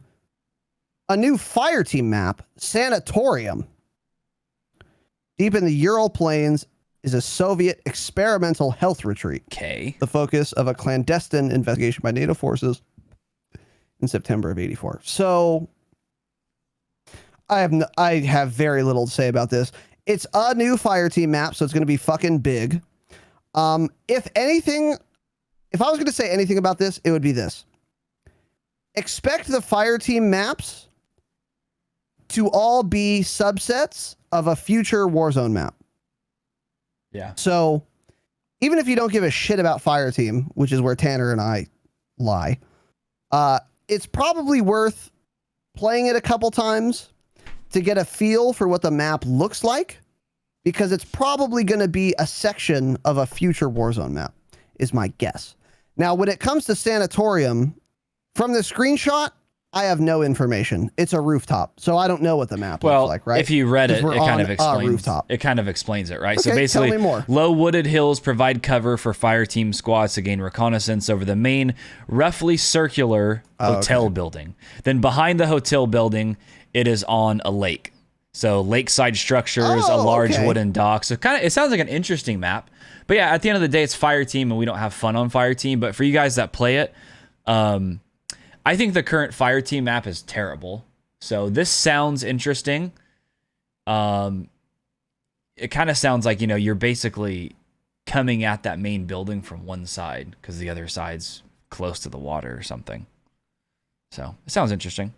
That actually does sound interesting now that you read the thing. Yeah. Okay, cool. Yeah. Yeah, that sounds interesting.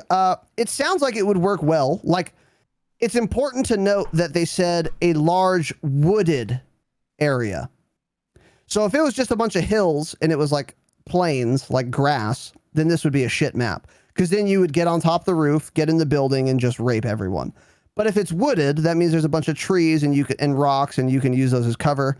And that actually makes this map pretty balanced and exciting. There's still an advantage to being in the building and shooting into the wooded area.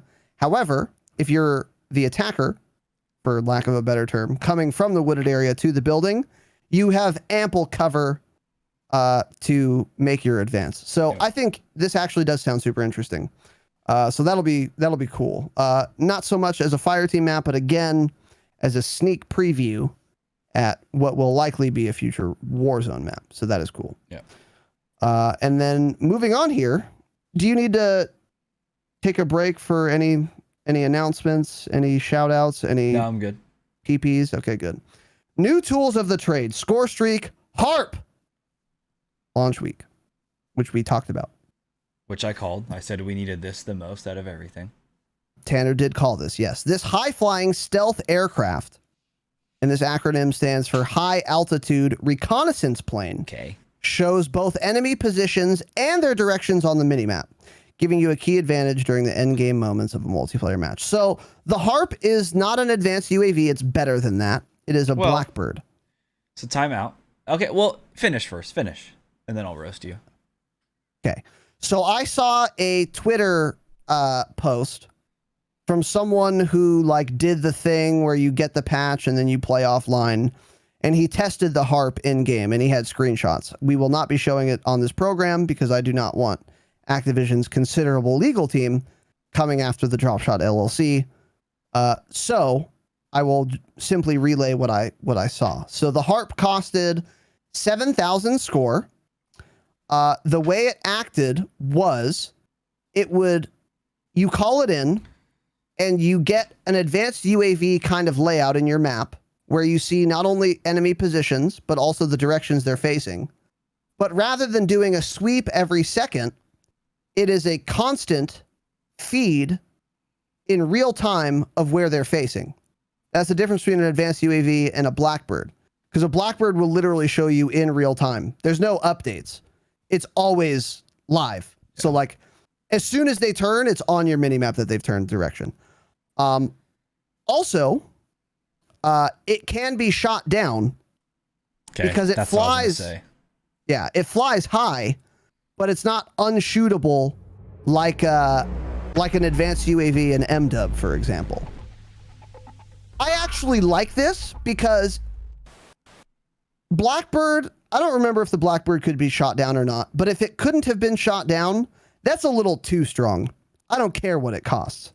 Interesting. Because this already goes through Ghost. It works even if you have Ghost. It might not show direction if you have Ghost. That remains to be seen. I didn't get any intel on that.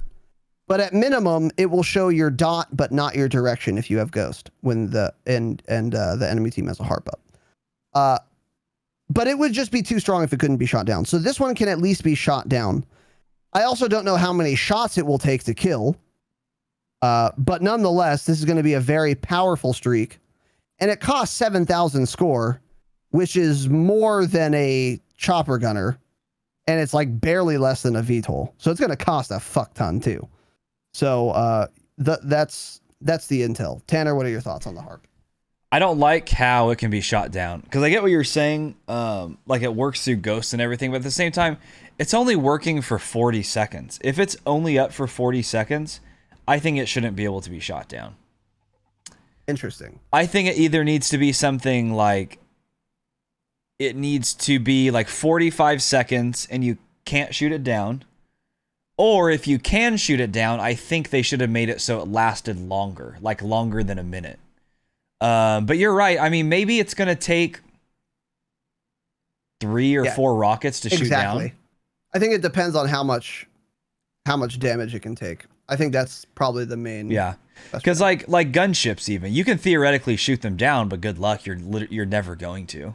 You need a focused team effort. Yeah. Yeah, because like it just keeps flaring. This isn't going to have flares on it. Like a gunship just flares. It destroys you. It bombards you as soon as you walk out of the building. So I mean, you know, if it takes enough rockets, I guess it really doesn't matter. Yeah. Yeah, for sure. So there's still some questions here, but I think regardless, this is going to be really strong. 7,000 score. What are your thoughts on that value? Sounds about right. I think I would run it for 7,000. I think I would. Okay. I agree with you. Gonna be more helpful, I think, than like chopper gun or anything. I think a lot of people are kind of scared to run streaks like that. Like you didn't see many people running advanced UAV in Modern Warfare. And it's because I think people end up thinking like, oh, it doesn't last very long. Like I have to get all of these kills just to get like a better version of a UAV where I can get like a gunship or a chopper gunner instead.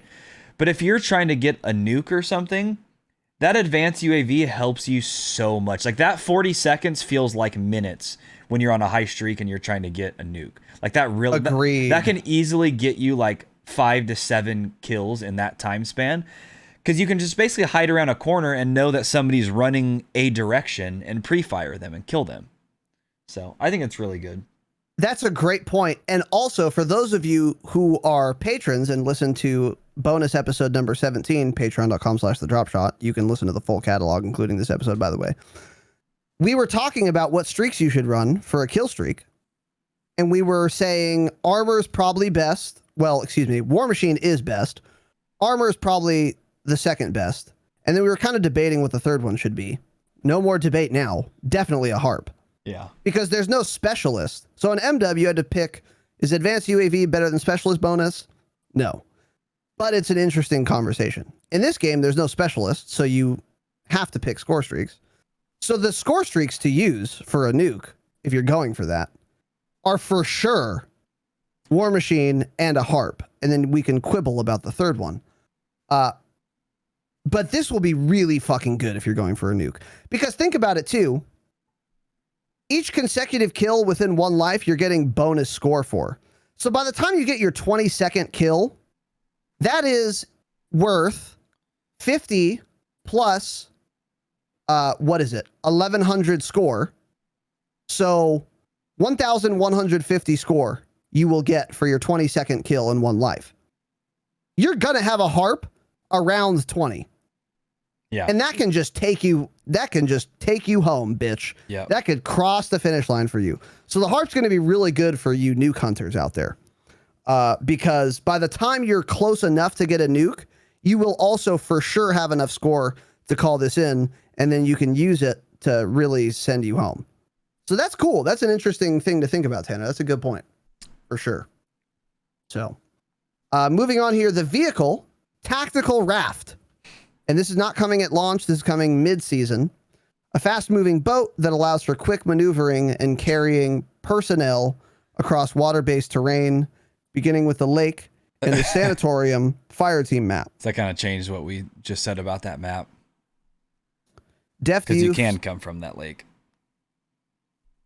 Yeah. Yeah, but you'll be super obvious. Yeah, I see what you're saying, though. Deft use of this watercraft can turn the tide of battle in the right hands. My question here is, we already have jet skis. I don't give a shit about a tactical raft. It's the same goddamn thing. Because there's no guns on it. It's just another jet ski. It's a reskin jet ski, right? Yeah, true. It doesn't matter. Yeah. So okay. Maybe it holds 4 people. I bet that's what it is. Yeah, it probably holds more people. Probably holds 4 people versus 2. Mm-hmm. Yeah, that's probably true.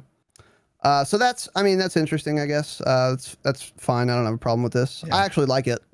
I like all kinds of vehicles as long as they don't have guns on them. I'm a fan of all the variety in the world as long as you don't put 50 caliber machine guns that are fully automatic with unlimited ammo on them.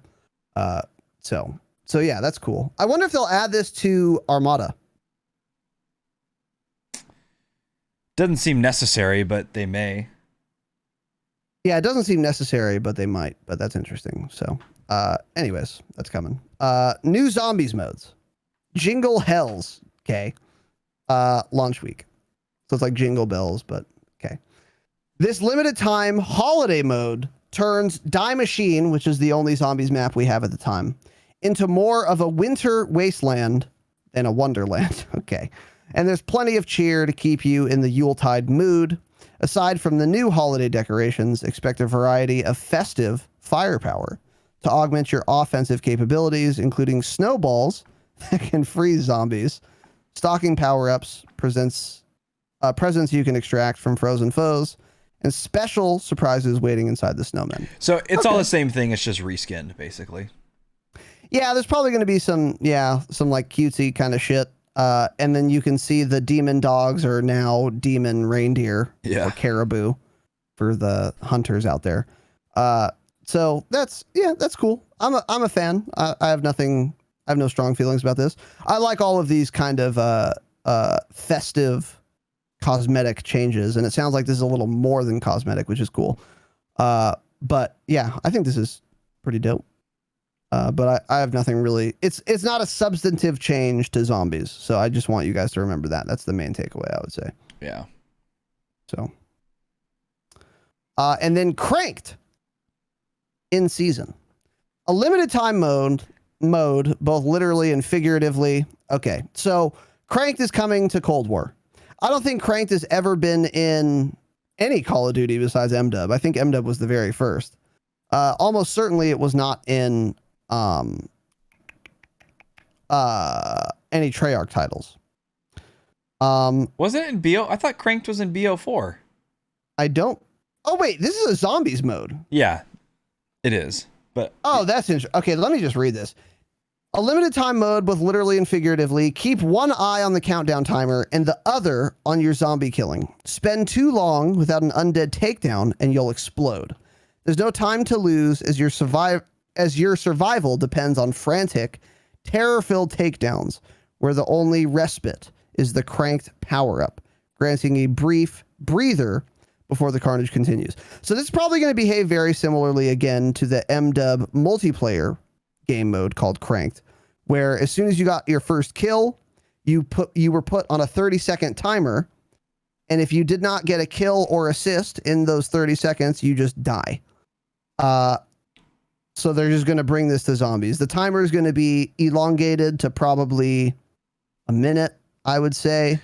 Maybe a little more generously to account for the between rounds kind of deal.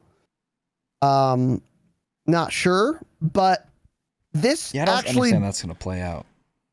This doesn't seem worth playing if that's the only change because, well, we don't know what the cranked buff is. So like in MW, when you have cranked in multiplayer, you move faster, you have faster ADS strafe speed, faster aim down sight time, faster reload. You're just faster in every conceivable way. Is that worth it in zombies to have? Because the benefit that cranked would provide you would come at the cost of you of you being not allowed to like leave one zombie alive while you go craft your die machine or like roll for your ray gun. It doesn't seem worth it no matter how good cranked is. So this can be an interesting LTM, but if you're going for any kind of like high rounds, cranked does not seem like the move in zombies, unless there's a lot more information that we're missing here. It basically just sounds like you can't stop. You can't leave one zombie alive so you can go do things. So you can go pack a punch weapons, buy things. That's basically what it comes down to. It's just you're always going to have to be fighting. So I don't know how it's going to work with whatever guns you get. I mean, if you have just shit weapons, how like you're going to have to just, I guess, risk it and run down there and, you know, pack a punch your guns or hope you get lucky with the mystery box. You know, I don't know how that's going to work exactly, but I think the timer will be pretty long. I feel like it'll be like up to 2 minutes, like a minute and a half, 2 minutes, honestly.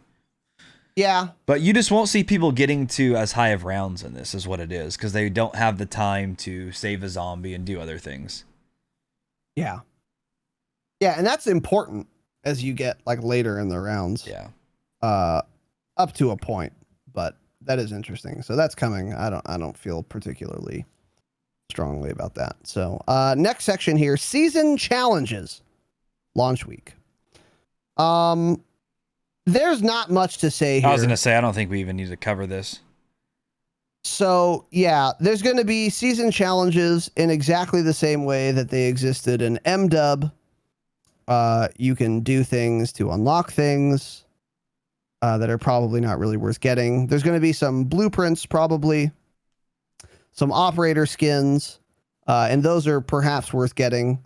I did those toward the start of MW, and I stopped doing them toward the end. Yeah. But nonetheless, they're coming back in the same fashion this season. Basically, one, the one thing you need to know is that when you reach level 200, that's what gets you Master Prestige for that season. So it changes the color of your season level. So when you're in a lobby and you're level 202, it'll be a different color than everyone else that's below 200.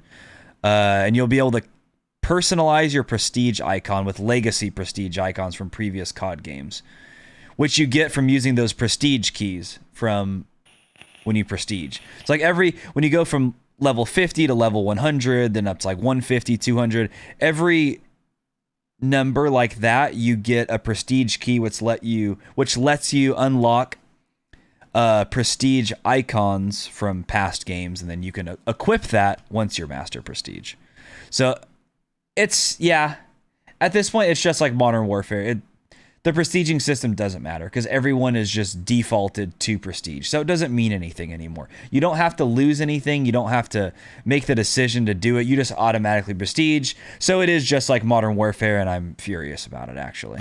Yeah, and one of the fun things about prestiging, too, was when you got that token, it's like, all right, I'm level 1, and I can unlock one thing permanently. What will it be? Yep. Like in BO4, I remember my first prestige token unlock was, I think, the Maddox, because I'm dumb. And I thought that was a good gun. It wasn't bad, but it wasn't great. So then I had like this level 49 assault rifle at level 4 when I got my custom class. That was part of the fun of Prestige, and I enjoyed it. But yeah, that's gone now. So it makes me mad that Prestige Master. Oh, you get a calling card with it too, by the way. When you hit Prestige Master level 200, you get a calling card. Prestige 200, yeah. That is too low of a level to be Prestige Master, I think. They just make it so everybody can get it. That's what it is. If you play an amount during the season, you're going to hit Prestige Master, which is annoying. It shouldn't be that way. It should be the nerds, the people who don't have jobs, that they should be the ones hitting Prestige Master. Not everybody should get it. But, you know, that's how these games are now. They want everybody to be equal. So that's how they do it. Yeah. Yeah, for sure. Go ahead. Well, it also says, and all season challenges unlocked. So this is exactly like the ribbons, Tanner. Like you were saying, it's like MDub. So like in MDub, you would get level 55, and then at level 56, you would unlock one ribbon challenge, and now you could start doing progress toward it. And then there were 100 ribbons, and then at 155, therefore you had all the ribbons. This is the same exact system. So once you reach level 200 in season 1, you've unlocked all the season challenges. Which is literally the same thing as unlocking all the ribbon challenges. It's the same kind of deal. So that's what that means. Yeah. So level 200 is like the soft cap for Prestige in season 1, and then you can get up to level 1000. And the only thing you will get between 200 and 1000 is every 50 Prestige levels from 250 to 1000. You will get another Prestige key, which again, you can only use to unlock classic Prestige icons to use for your emblem, and perhaps it would also unlock a sticker for you. I think that's true, which is interesting. But you don't get much else from 200 to 1000. No, except different Prestige icons. So that is that. But 200's the thing you'll want to shoot for, because that's when you get the Master Prestige calling card. You get your color changed from white to yellow. And they haven't said yellow. That's probably what it's going to be, because that's what it was in BO4, etc. So that is happening. And we've also covered this in depth. Goated Out and I covered this in depth. I don't think there's much else to say. And if you don't exactly understand how the system works yet, it doesn't matter. It's pretty simple, but it's difficult to explain, and you'll fucking see. I would say that there's not much to discuss here. Yeah. So, and then also I will remind everyone, finally, don't forget that your Prestige leveling journey is synchronized with Warzone and MDub, meaning you can progress these Prestige season levels and increase your Prestige level by earning XP in Cold War or MDub or Warzone, which is, I still think that's pretty cool. Yes. So just don't forget that. And now on to Warzone content. Do you need a break, or are we good to chug? I'm good. Okay. So we have a screenshot here of Rebirth Island, which is a new Warzone map, and this is going to be on launch. I'm pretty surprised by this, by the way. Are you surprised that this is going to be on launch week, Tanner? Yeah, well, to start with, didn't all the leaks say we weren't getting a new Warzone map until March? It's possible that they did. It's possible that they did. I'm surprised we're getting this map, yes. I am excited because it's a small map. It's a close quarters combat type of map. But I definitely didn't expect it. I don't think anybody really did. Yeah, not this soon. But Warzone needs this badly, so I'm glad this is coming. Yes. Yes. So there's some lore here that we're not going to go over, but expect intense, close quarters action with a similar playstyle to Warzone's mini BR mode, which is a great way to frame this, I think. As Rebirth Island comes to Warzone, planned playlists include trios and quads with a lower player count than in Verdansk, amping up the action and intensity. To celebrate this new Warzone map experience, expect an intense and rewarding limited time event offering 16 challenges for those dropping into Rebirth Island for the first time. Earn calling cards, charms, emblems, stickers, a special LMG blueprint called Noxious, along with additional secrets to uncover. So one question I have right out of the gate here is, after the season 1 hype has died down and the LTM playlists cease, will it be possible to do a quick play filter like we have for multiplayer, but a Warzone version where you can queue for both Verdansk 4s and Rebirth Island 4s? And would that be something that you would be interested in doing? Because at the beginning of this season, it looks like you will either queue for Verdansk or Rebirth Island, but not both. No, there was a screenshot, or there's a screenshot in game of the menu. It wasn't a leak. Charlie Intel posted it somewhere, but it was the main screen of Warzone, and it was like Warzone, like plunders, something else, and then the third one was blacked out completely, and it was obvious that's because that was this map. So I don't think, at least for a while, I don't think there will be a quick play filter for it. Maybe once we get like a third map or something, or it's probably just more going to be a Verdansk map change, not a new map. How did PUBG work? You would just queue and it was a random map, right? I think you could select the maps you wanted to play, so you could like uncheck one map if you wanted to play. I think so, like a quick play filter, yeah. Most of the time when I played PUBG, it was when there was only one map. I didn't play a whole lot after they added a bunch of other ones. Well, I played a good amount when there were 2 maps, and at that point, it was totally random. You queued and it put you in either one. Got it. So there were people that like didn't like a certain map and they would just back out. And then the game would start with too few of people, so it was dumb. Yeah, I see. Okay, but I don't see that being the case, because this is a mini BR. It's a lower player count, so I think they're always going to be separated. I don't think so, because if I queue with a group of 3, then it could either put me in Verdansk and it will just use more parties, or it could put me in Rebirth and it just doesn't add as many people to the playlist.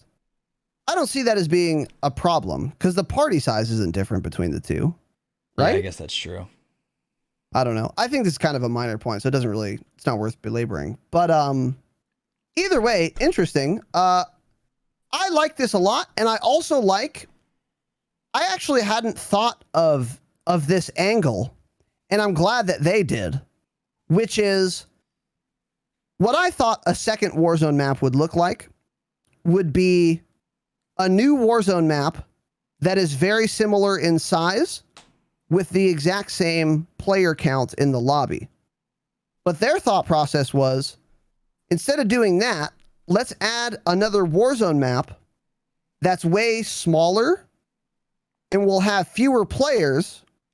However, the average square foot per person is still going to be drastically lower, such that even though there are fewer people in the lobby, it's still going to be way more densely populated, and it's going to be a different type of experience. I'm really glad that they thought to do this, because this freshens up Warzone in 2 ways. Number 1, it's just a different setting, a different map, which we've been clamoring for. But also number 2, it ramps up the intensity, which I think is super cool. So I'm really glad they did this, and I'm actually quite excited to play this mode. What are you thinking about Rebirth Island? I'm more excited to play that than regular Warzone for sure. I like the smaller maps. I think it'll be more intense. It's going to be interesting to see like the gulag when you come back down after you parachute back in, how that's going to work on a smaller map, if you're just going to get gunned down easily, or if it's going to be hard to meet up with your team because the map's so small. There's a good chance they're going to be in a gunfight, etc. But yeah, I'm very excited to play that. I'm just so sick of Verdansk. That's where I'm at. Just give me any other map at this point. Yeah, for sure. For sure. I agree with that, but I'm also glad that they're also like changing the population density with this new map. I think it's going to be very fucking cool. I'm really glad they thought of that. So credit to Activision there. And then also a new Verdansk Gulag experience. So I've seen these leaks floating around, or whatever, not leaks, but this intel floating around. And I thought this was the Gulag for Rebirth Island. There's two of them. But this is okay. So, okay, that's probably why. So, Verdansk is getting a new Gulag. Now, Tanner, correct me if I'm wrong, but the only difference here is that Gulag takes place not in the showers any longer, but in an interrogation room. So the way Gulag functions is not changing, but the Gulag map, for lack of a better term, is changing. Is that correct? Exactly. Yep. Okay. So this is cool, and I'm a fan of it, and I like it, and I support it, and I approve of it. But I don't actually really care at all. Okay. That's kind of where I'm at. Well, So I think it's kind of interesting because it says right here, this design is a makeshift replica of the original Nuketown map layout, with both home interiors and backyard barricaded off, focusing on the duel to a confined central area. So it's basically a little tiny version of Nuketown. Little baby Nuketown. It's pretty cool, honestly. It's a good idea because the showers Gulag was the worst thing, the worst part of a map I've ever stepped foot in a video game. That's a good point. The Gulag showers are really shit. They're terrible. So I'm excited for this. I think it's cool. And then down here, it's also saying how we're getting. So that's the one, like you said, for Verdansk. We're also getting an entirely different Gulag experience for Rebirth Island. That's cool. Okay, so let me reiterate. The rules of Gulag are not changing at all. The only thing that's changing is the Gulag map or setting. So besides the fact that it's going to be a different like setting, which is interesting and fun, and I support it, I will also add that this is going to introduce a new element to the Gulag that is not present in Gulag showers, which is verticality. Because in theory, you could get on top of that little bus car thing at mid. Yeah. And in the showers, there's nothing you can get on top of. I'm not sure how I feel about that. It's kind of a small point. It doesn't really matter much. But it is something to consider. You should expect people to start climbing on shit. Because if people can climb on shit, they will. Yeah. And you could use that to your advantage as well. So, something to keep in mind, a little pro tip for you when that comes out. So, we'll hit this next one, and then you can get to your a couple alerts here, and I'll go piss out of my huge white dick. Yeah. New Rebirth Island Gulag experience. Again, when Rebirth Island launches. So Gulag will also perform the same way on Rebirth Island, which makes perfect sense. And it is going to take place on a map. Deep below the surface of Rebirth Island's prison block, prisoners are dragged to an ominous new arena during traditional BR modes. This classified location has a grim history, as certain inmates were experimented on as part of Perseus's plot to turn the tide of the Cold War. So, centered around some chamber, prisoners of Warzone starting on the end of one of the two hallways that run parallel to the center room. So this sounds like it's a very 3-lane Gulag map for Rebirth Island's Gulag. Although these pathways offer a quick route across the floor, both of them have a metal detector. Oh, this is interesting. That will go off whenever an operator passes through, adding an additional element of strategy to this intense duel for survival. Okay, so basically what this means is this.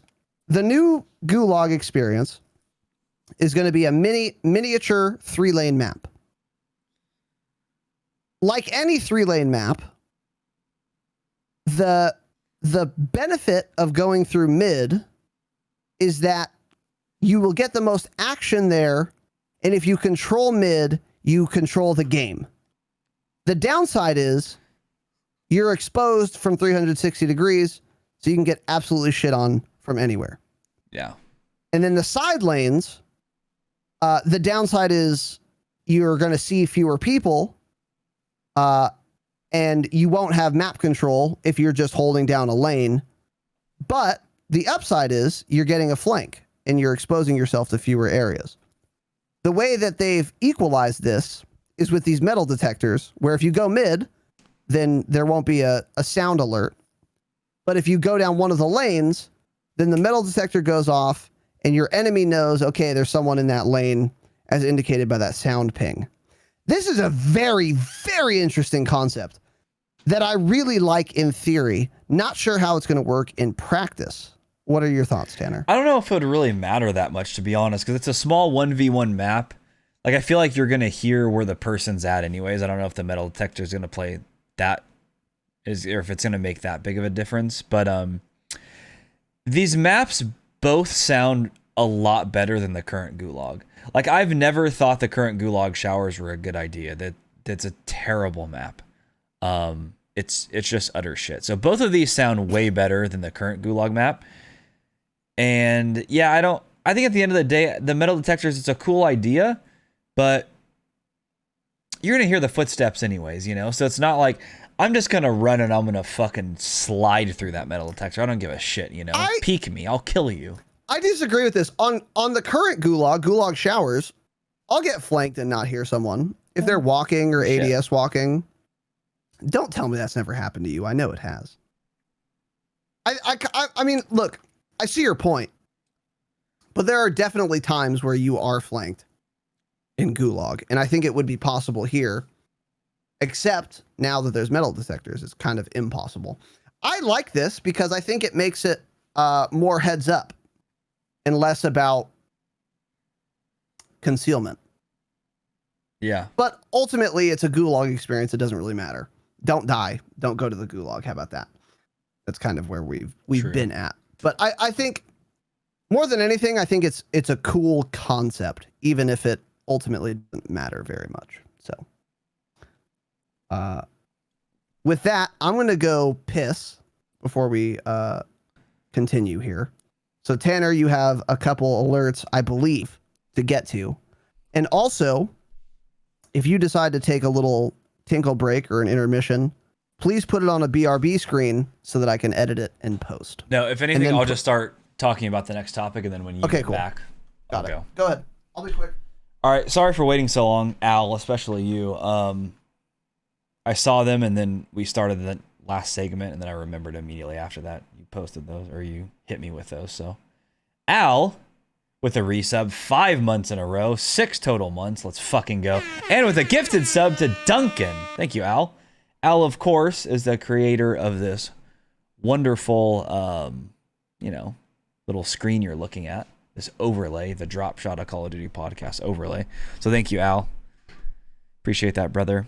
And J-Web, who has gifted an amount of subs in this channel, an amount of bits, an amount of support to me and Razinon. Can't thank you enough, dude. Has gifted another 3 subs. Let's fucking go, J-Web. What are we at now, dude? 305 in this channel. Jesus. Thank you, J-Web. You're actually insane. I really appreciate the support, dude. And Balake, thank you for the 150 biddies, brother. And welcome. Let's see. Have you talked about the picture of the Cold War AK-47 and Modern Warfare Gunsmith? No, and I forgot about that. I don't know if we're really going to discuss that. Yeah, there is a screenshot, or maybe I did post that. Maybe that is in the notes here. I don't know. It doesn't matter. There's nothing to show. It's just an AK-47 and the Modern Warfare Gunsmith, and it looks obviously way better than the AK-47 does in Cold War, which is what I expected. I expected all the guns to look better, and people are going to get mad about it. So it's nothing crazy. It's a slightly different AK. Yeah, I think we've talked about that before. Yeah. But yeah. You good? You want to start hitting this next one? I think I have a bug bite, so I'm going to put lotion on it. Okay. Oh, wow. That was a squirter, huh? Okay. Jesus. Well, reminds me of times long gone. Okay. Well, I'll start getting into this next one here. So we have a new game mode coming, actually, in launch week. I'm not going to wait for you to fucking lube up your arm, right? Okay. So the game mode is called Resurgence. It is a new game mode specifically for Rebirth Island that focuses on respawning as a key to victory. Scavenge caches and gear up as normal. Hunt down other squads and focus on dropping every last one of them. Otherwise, they're liable to respawn and seek revenge. Okay. So here's how it works. The gulag is closed. They added a little joke in here, likely for some deep fumigation. Charlie Intel. It's the dumbest thing I've ever seen. I think this is Treyarch, but yeah. I think you're right. So, hey, at least they put notes in, right? Thanks for adding notes to your patch notes, Treyarch. Yeah, appreciate that, actually. Yeah. So the gulag is closed. There's no gulag. After taking out an enemy, you'll gain a moment of extreme clarity on where the rest of that enemy team is located. Now finish them. Interesting. So basically, you're going to get a short little wall hack, a little short period of a cheat. That is very interesting. So that's probably just going to show up. Cheating 100% of the time anyway. So if I had to guess, that's going to show up. It's going to ping on the radar. You're not actually going to see them through a wall. Although that would be ideal. Like Raz just said, 20% of the player base can see you through a wall anyways because there's no anti-cheat, and Activision doesn't care about cheaters because they're still making money. So there's a lot of cheaters in this video game. So that's cool. So they're probably gonna ping on the minimap, if I had to guess. If you're taken down, there's no time for a gulag battle in this game mode. Instead, watch your squad mates and hope they survive long enough as the rebirth countdown reaches 0, after which you automatically drop back in. So it sounds like if you die, sucks to be you. Your teammates are gonna keep playing it out. And then once it gets to a certain point on the timer, everyone on the map that was dead is going to spawn back in. So it could probably get to some points where there's not a whole lot of players left. And then everyone's going to drop back in and it's going to get real chaotic again. This actually sounds fun. Now, again, I don't know. It doesn't say LTM. It sounds like a full-time game mode. It is, I think. It sounds fun, but Plunder also sounded fun, and it wasn't. That is exactly, this is Cold War's Plunder. Mm-hmm. That's the easiest way to explain this. I think this is going to be more fun than Plunder because Plunder is way too PvE oriented. Yeah. You could win Plunder without getting a single kill, unironically. Yeah. And that's not why we play first-person shooter video games. Okay. So this is going to be kind of like it's going to be similar to Plunder in that it won't be a very serious game mode. None of your favorite streamers will ever be playing Resurgence. They will never have played it, and they will have nothing to say on the topic. Tanner and I included. We might play it once or twice, but like we did Plunder, but not seriously at all. I think this is cool, for sure. And I think it's better than Plunder, again, because it requires you to get kills. And you can actually be knocked out if your whole squad dies. Oh, wait, never mind. No, you would all automatically respawn. Okay, so that's interesting. Yeah, this is... Wait. Hunt down other squads and focus on dropping influence of them. I'm not sure what the win condition is. It might be that you have to... If you squad wipe before the respawn timer reaches 0... that squad's permanently out. If that's the case, the win condition is, of course, wipe all the other squads. I also don't know if there's gas in this mode. I don't suspect that there is, in the same way that there isn't in Plunder. But there are some questions. But ultimately, sounds fun, sounds better than Plunder, but not worth any serious consideration. That's what I would say about Resurgence. So, moving on to one of the worst things I've ever fucking read. New vehicle. Attack helicopter. And this is not going to be at launch. It's going to be mid-season. Quote, bring death from above to Verdansk and Rebirth Island with the attack with the attack helicopter. The latest addition to the Warzone vehicle fleet.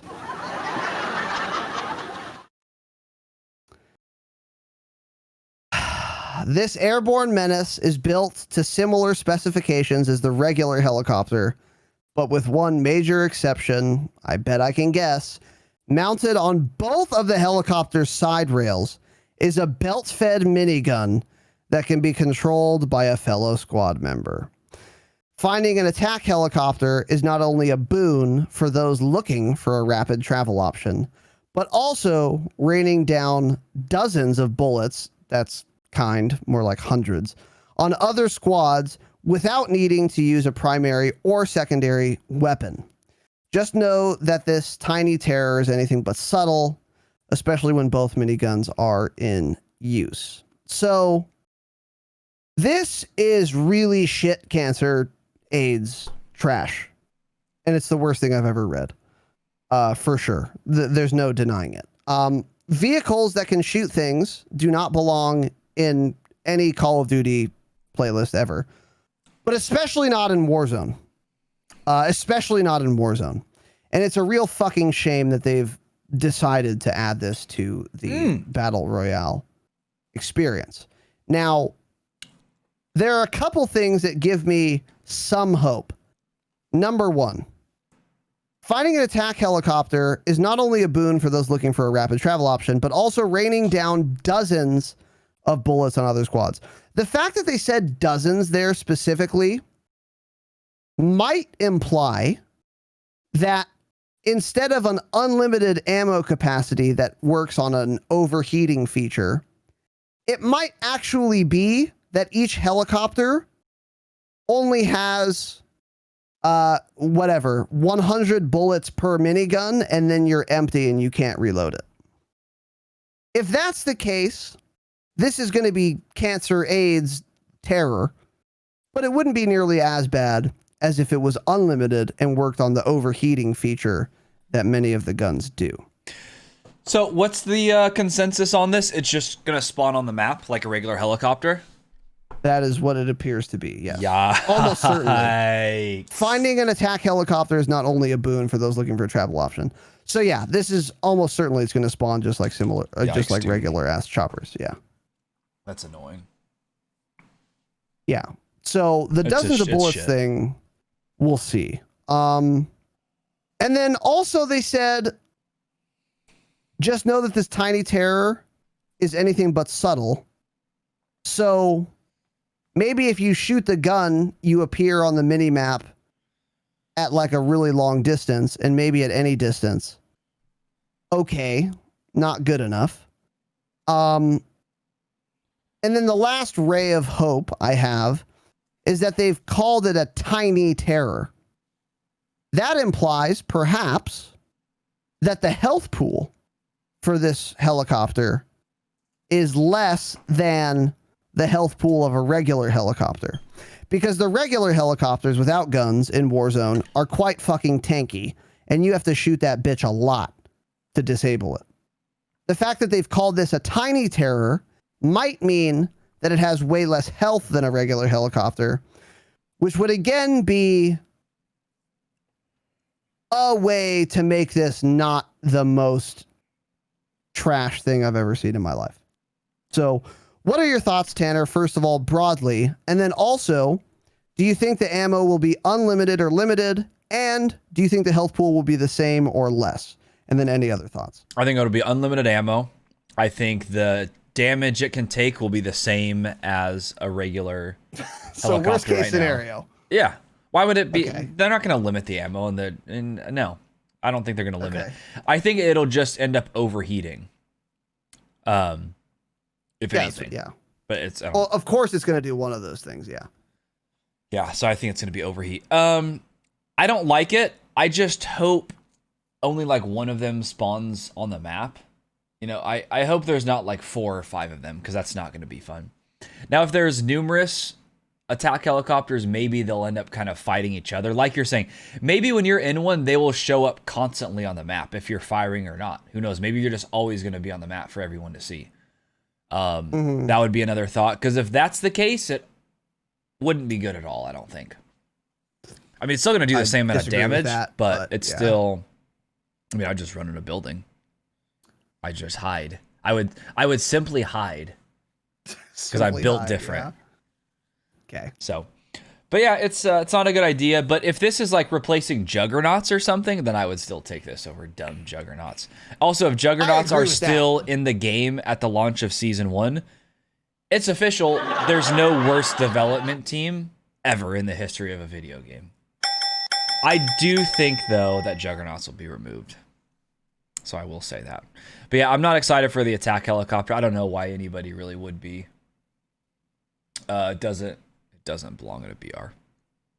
But yeah. Balake, thank you.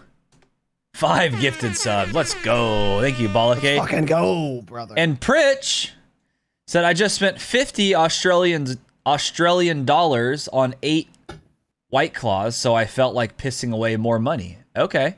So he decided to cheer 2,750 biddies. Let's go. Thank you, Pritch. Thanks for pissing away. Thanks for pissing away your money here, right? Any fucking money pissers? Thanks, Pritch. Appreciate you, dude. Balake, now, let's thank be you, clear. gentlemen. 50 Australian dollars is like 5 United States dollars, so let's just keep that in mind. But anyways, yeah. So the consensus, not consensus. Here's the deal on attack helicopters. It's possible that they're not overpowered, but it is impossible that this is a good addition to Warzone. Yes. Because they're either going to be good, which is cancer, or they're going to be bad, which means no one uses them and it didn't change anything. Yeah. It's literally impossible that an attack helicopter gets added to Warzone and it's a good thing. There's no scenario where that's true. Because it's either bad and no one uses it and then it doesn't really matter, or it's good and then it's cancer for the most obvious reasons conceivable. So this is just not good to add, period. It's not like you can add this and I'm afraid they're going to do a bad job, but rather adding this is bad and it's neutral at best. So this is just a bad thing, period. Yeah, Point agreed. blank, period. I don't need to see it in the game to know that this is bad. At best, it's neutral. At best, it is not bad. But then why waste the time adding it? So this is not a good thing to see. And I'm very upset about this. And by the way, okay. By the way, this does not appear to be some kind of limited time addition to Warzone. This is not going to be a seasonal edition. This will be a fixture in Warzone forever, it would appear. And that's real risky. I mean, they could balance it post-launch if it's too strong. So I guess it's not that risky, but I don't know. Attack helicopters are going to come to the game and they're never going to be removed based on what I'm seeing here. You're not getting the impression that this is like a limited time thing, are you, Tanner? No, it's for sure permanent. Yeah, it seems that way. So not good, but we'll have to wait and see. But yeah. And then next point here, at the start of season 1, expect some other operators to become available in Warzone along with Stitch. So we went over some operators. Those were endemic to Cold War, and the Cold War operators, of course, are also available in Warzone. However, there are going to be some operators added to... Wait. I'm not understanding this. These are operators that are in... Here, I'll show the image. These are operators that are in Cold War right now. And at the launch of the new season, they're going to be integrated into Warzone. And it's saying, all the other launch day Black Ops Cold War operators are already available in Warzone, providing you unlock any necessary challenges related to them. Got it. Okay. That makes sense. And at this point, all future Black Ops Cold War operators will simultaneously appear in Warzone once the necessary unlock challenges are completed. Okay, that makes sense. I have nothing to add on this topic. No, it's 2 new operators. They're dumb-looking operators. Who cares? Yeah. Okay.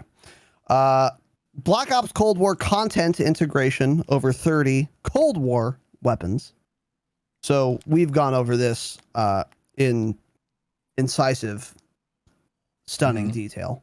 Expect a huge addition to your Warzone armory as a vast infusion of Cold War weaponry becomes available for you to use in your loadouts. Now, I have asked many rhetorical questions about how the fuck this is going to work. Probably 5 times on this program. And if you were expecting me to tell you how it's going to work right now, hey, listener, I would love to. But they didn't tell us. They just said, hey, Cold War weapons are coming. Cool. We already know that. I want to know the minutia. And I've already asked all of these rhetorical questions. I'm not going to get into that again because it will be another 35 minutes. But basically, they are just confirming that the Cold War weapons are in fact coming to Warzone, as they have been touting will be the case for months now. Yeah. So that'll be interesting. Season 1 weapons such as the Groza, and MAC-10 SMG, and the others we talked about at the beginning of this program, become available in both games once you reach the specific Battle Pass tiers needed to unlock them. And that does remind me to tell you the Battle Pass is the same between the 3 games as well as the season levels. So that's another interesting thing to consider. So we haven't actually talked about this, Tanner, and I'm curious for your thoughts. Season 1, Cold War weapons are available in Warzone. What Cold War weapons, if any, do you think become the meta, the best guns in Warzone? Primaries, secondaries, special, etc. Do you think any Cold War weapons will do well or even better than their MW counterparts in Warzone? What are your thoughts? I think the AK-47 from Cold War will be good. I think Omega disagree. Okay. Go on. It's so hard to say, dude, because they're in 2 entirely different games with different health totals. It's like, that's why, like, people like always comparing these, like, oh, this will be really good in this game. It's like, how do you know that? The time to kill is different. The hit reg is going to feel different. Your aim assist is going to feel different. It's instead of like, I feel like instead of looking at it as a weapon being ported over from Cold War, we need to just think these are basically all new weapons in Warzone. Like, don't even think of how they act in Cold War, because they're not going to act that way in Warzone. That's what I think. They're not going to play the same. I know a lot of people are saying the LMGs are going to be good, which I can agree with that, because the LMGs are really good in this game. We already talked about, we already talked about the Spaz 12 too is really good, but is it going to be better than R9 with Dragon's Breath if it's not nerfed? Probably not, unfortunately. I would say probably not. I agree. Yeah. The pistols, those don't matter. Those are all going to be shit. Pistols, yeah. Now we were having this conversation about like the Tundra and the Pellington. I mean, snipers, they're usually pretty similar. They do similar amounts of damage, but we had said that the Pellington could end up being a really good gun in that it will kind of do like the damage of an AX-50 or something, but it'll have the handling and movement speed of a Kar 98, it seems. So I'm really glad you remembered to bring this up. So that may end up being a gun that's really good. But when it comes to like the ARs and the SMGs, I think it's kind of hard to really guess. I mean, I don't think any of them will be meta from the start. Now, like the AUG or the M16 would have been meta, but they're being nerfed on launch. They would have been meta, and also they're just a lot better in Cold War because the aim assist is much, much stronger. Great point. And they can't one-tap if you have full armor, so tac rifles, I don't think any of them are going to be good. Yeah. But yeah, that's all I really have to say about that. Yeah. So I agree with everything you said except the AK. The AK is not going to be better than a Kilo. I just don't see it happening. Because one of the things we talked about, Goated Oat and I talked about, Tanner, you probably didn't listen because you're a shit co-host, right? Is the fact that monolithic suppressors increase your damage range and don't affect your bullet velocity. Yeah. On MW weapons. Whereas for Cold War weapons, suppressors reduce your bullet velocity. And that is the most important stat in multiplayer. And it is omega the most important stat in fucking Warzone. So not using a silencer in a battle royale where everyone else is using silencers is just like, I almost don't care how good the gun is. True. If you're not using a silencer, it's not going to be meta. It doesn't matter. Yeah. So again, this leads me to ask so many questions like, are they going to change how the silencers perform or what they do? No one knows. I think the LMG discussion is super interesting because it seems to me that the LMG handling for Cold War LMGs is way faster in general than the LMG handling speeds of MW weapons. And if that is true, which I think it is, then that makes the Cold War LMGs a serious contender for being real fucking good in Warzone, because by default, their bullet velocity is disgusting, such that you could afford to run a suppressor on a Cold War LMG and take the 15% bullet velocity hit, and your velocity will still be fine, especially because you can add bullet velocity with a barrel anyway, which you would want to do regardless. So I could see some LMGs becoming the meta from Cold War, particularly the Stoner. I agree with everyone in chat and the common discourse around this topic. I would not be surprised if the Stoner was a meta Warzone weapon for sure. I wouldn't be surprised by that at all. Every AR, none of the Cold War ARs will be meta, period. Maybe the new one, but I doubt it. Because their bullet velocity by default just isn't high enough. And then SPAS 12, I think the R9 is still going to be better unless it gets nerfed on launch day, which I don't suspect will be the case. And then, yeah, that's pretty much it. Yeah, that's pretty much it. And then the other thing, too, is the sniper rifle discussion. I think you raised a perfect point with the Pellington. It's like a cross between a CAR and an AX-50. That can be very good in Warzone if it does perform the way we anticipate it would. And then the last kind of question I have is, well, two questions. Number one, will silencers work the same way in multiplayer Cold War as they do in Warzone? It would be weird if they did, but it's possible. Number two, China Lake. Say the first question again. The first question was, are they going to change the way the gunsmith behaves for Cold War weapons in Cold War multiplayer versus Warzone? So will a silencer do the same thing to a Krig 6 in multiplayer for Cold War as it will in Warzone on the Krig 6? Do you understand what I'm saying? Oh, well, I would imagine. Why do you think it would change? Because they're so vastly different, like a monolithic suppressor versus a Cold War suppressor, that I could see them changing how it behaves in the gunsmith. Well, then again, like I was just saying, not doing it. Well, yeah. Then again, like I was just saying, at that point, no, you're not porting over guns from Cold War. You're just adding new guns to your game. So don't act like you're porting them over. So if it ends up being that way, it's entirely possible because they're fucking dumb shits, and that means they were basically leading this on incorrectly the entire time. And I don't think the average person would care about that. But it wouldn't make any sense. But you're right. I don't know. How is anything supposed to compete with a monolithic when there's nothing like that in Cold War that can compete in Warzone? Right. So exactly. It doesn't make any sense. Again, none of this makes sense. Yeah. Yeah. There's just too many questions to like speculate with any reliability. And then my second question was kind of a meme question, but the China Lake. There's no such weapon in Warzone currently. It is a grenade launcher. Is there any way that that's viable in Warzone?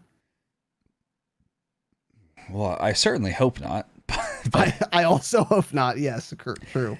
I mean, I've literally never seen anyone even use it in Cold War multiplayer, so I couldn't tell you. I've never been killed by it. I've never picked it up. I've never even fired it. I've never seen it fired. So it's terrible in Cold War, yeah. Well, I can imagine it'd be terrible, and hopefully it's even worse when it ports over to Warzone. Yeah. So, it's probably not going to be usable. No, I mean, at the end of the day, like a one-shot grenade launcher like that, I would rather take an AR with 60 rounds than something like that. You know, the only thing it may be good for is like blowing up vehicles. Maybe it'll have good vehicle damage, like it'll one-tap them or, you know, basically knock them out so they're immobilized with one. Maybe it would ignore trophy round. too. Yeah, there's a thought actually. Yeah. Good thought. But I don't see it being a good option. I agree. At least in its current state. It was something. The only reason I brought it up is because it's a unique weapon class that's not in Warzone right now. So it's just an interesting thing to think about. But I agree with you. It's probably not going to be worth using. And then the next section here, Black Ops Cold War content integration progression on launch week. I don't know if you've read this article, but this looks like things we've already talked about. Yeah, we were talking. Basically, you're gonna gain XP no matter how you play, and your rank's gonna be the same. So your Warzone rank is gonna reset on season 1. So you can play Warzone, you can play Black Ops Cold War, you can play Modern Warfare multiplayer. Whatever your rank is gonna be the same across all games. You're gonna level it up throughout any of the 3 games, and that's all that needs to be said about it, really.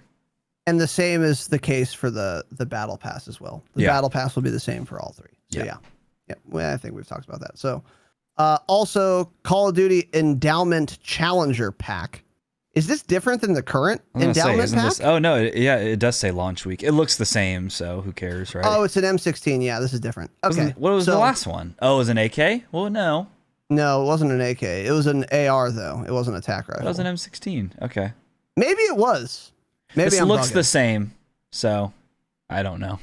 There may or may not be another endowment pack, and it comes with a double XP token and a blueprint for an M16, which will have been nerfed by the time that this supposed new challenger pack releases. So this is, if you're into supporting veterans, this is a cool way to do that, and you'll also get some shit in the game for it.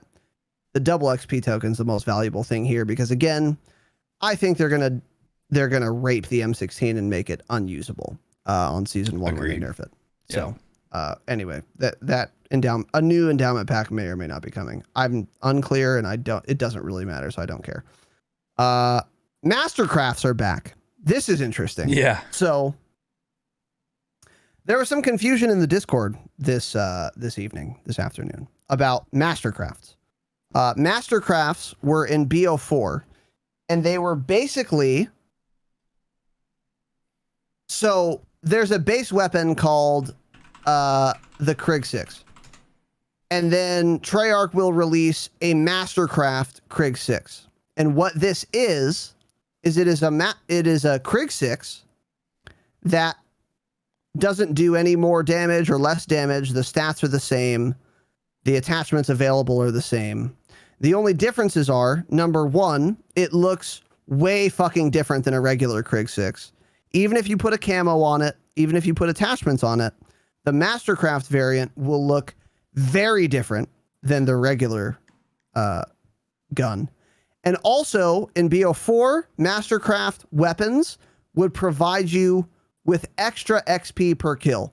25% more XP per kill you would get with a Mastercraft weapon. Now, let me be clear. Does that matter? Of course not. It has never mattered less, in fact, because prestiging is a thing of the past. You all already have all of your unlocks, so your global level doesn't matter at all. So if that is a facet of Mastercrafts, it doesn't matter. But they will look different. So they are bringing this back. And it will also not be locked behind loot boxes anymore, which is interesting. So my only question really is, how do you get a Mastercraft? Are these going to be locked behind challenges now? Behind battle pass tiers now? I would expect these to be behind battle pass tiers in the premium stream that you have to pay for. But sounds to me like you have to buy for it. You have to buy it in the shop.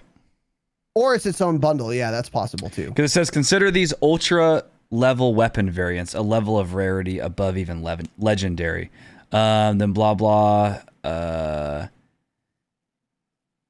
that bundle, as well as mint condition Mastercraft bundle, which turns an SMG into a vibrant armament for every gun collector, are among Mastercraft bundles available later this season. So you're going to just have to buy them.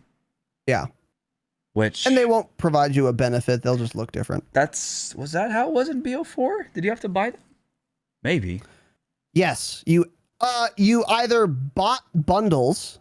So the Vapor originally was a bundle in BO4, and the iron sights were different. That is something interesting to consider with Mastercrafts. A lot of the BO4 Mastercrafts, although the stats were exactly the same, they would have better iron sights. Yeah. Which actually made them kind of worth buying. The Vapor was one example where the iron sights were insane on the Mastercraft Vapor, and they were average on the regular Vapor. Yeah. I wouldn't be surprised if they did some dumb shit like that again. But yeah, with that, you could get it by getting the bundle, but then the bundle went out of rotation, and then the only way to get a Mastercraft was to get it in a loot box. Yeah. But yes, they'll be in bundles again. Yeah, you're absolutely right. And I think that's pretty much it for this. Again, it's just more operator bundles. There's nothing. You have to just wait and see them. There's not much to explain. There's one more final screenshot there of raid, and again, it looks like normal raid. The visibility looks fantastic. Now I'm excited to play it. Now I know it's exactly the same. Yeah. So the next section here is new bundles, ring in the holidays, and welcome new operators. So we're gonna get more new operators in bundles. There's nothing worth talking about there. And then season 1 timing and download instructions. Season 1 comes out on December 15th at a time. And then Warzone update is the following day, the 16th, which is actually kind of interesting. So we're going to see season 1 a couple hours before the Warzone update. But that's probably smart that they do that, honestly. The last thing that's maybe necessary to say is that well, probably not, but it says here, note that this Black Ops Cold War download is not necessary if you are only playing Warzone. So if all you care about is Warzone and you just want the weapons and everything and you're done with Cold War, I mean, obviously you can just uninstall the game, right? You don't need it. The weapons are coming over either way, so you can just install Warzone and it's going to play the same for you. Exactly.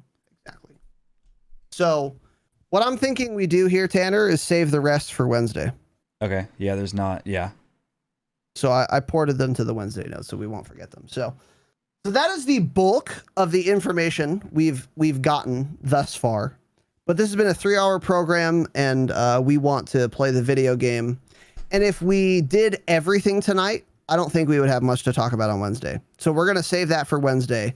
This is by far the most important, pertinent information for season 1 that is coming, because the other things to cover are the new prestige icons, FOV slider on the PS4 and the Xbox 360 or whatever it's called, and then weapon changes coming in season 1, and we'll probably have more information by Wednesday on that anyway. So we'll cover those things later, and that is again the bulk of the information that we have gotten on this topic. So with that said, Tanner, was there anything else that you wanted to add? I don't think so. This made me pretty excited for season 1. We need this content badly. I'm excited to grind it. Wish I had more time, like tomorrow all day, to grind it and get that double XP, double weapon XP. But hey, I guess I can do that Sunday, right? So I'll definitely be grinding for that. And yeah, I'm excited. This essentially marks like the start of Cold War for me. Like this actually, it was just like like they call it. It was just a preseason. This is actually starting. We're getting content. We're getting some maps. And hopefully this changes a lot of things. And there's there's going to be weapon tuning and stuff that we'll go over and figure out when it comes out. But I'm excited. It's going to be a big update. I think there's going to be a lot of good things coming here. I'm excited for Warzone even. Like I'm excited to hop back into Warzone now, especially Rebirth Island. I think that'll be very fun. So all in all, it's gonna be a fun next week for Call of Duty, and then of course then I leave for Arizona and I'm gone for another 5 days. So because he's shit. Yeah, sure. Agreed with all of that.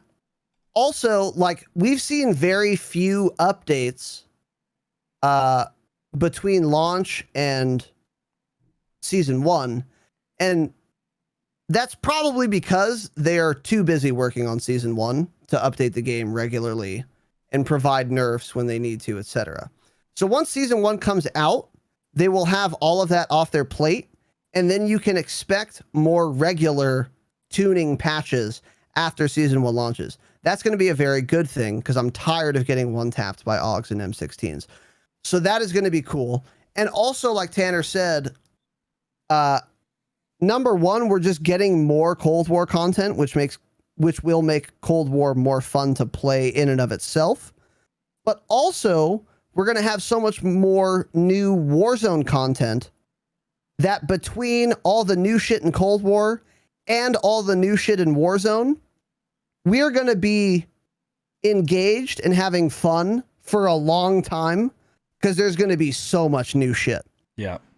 So that is going to be really cool, and and it'll keep the other thing fresh for way longer, because we're not going to be no-lifing Warzone because it's only a Warzone update, and we're not going to be no-lifing Cold War because it's only a Cold War update. We're going to have both to switch back and forth from, and it's going to keep both things fresh for longer than the sum of their parts, if that makes sense. So that is going to be very fucking cool, and I'm quite excited for it.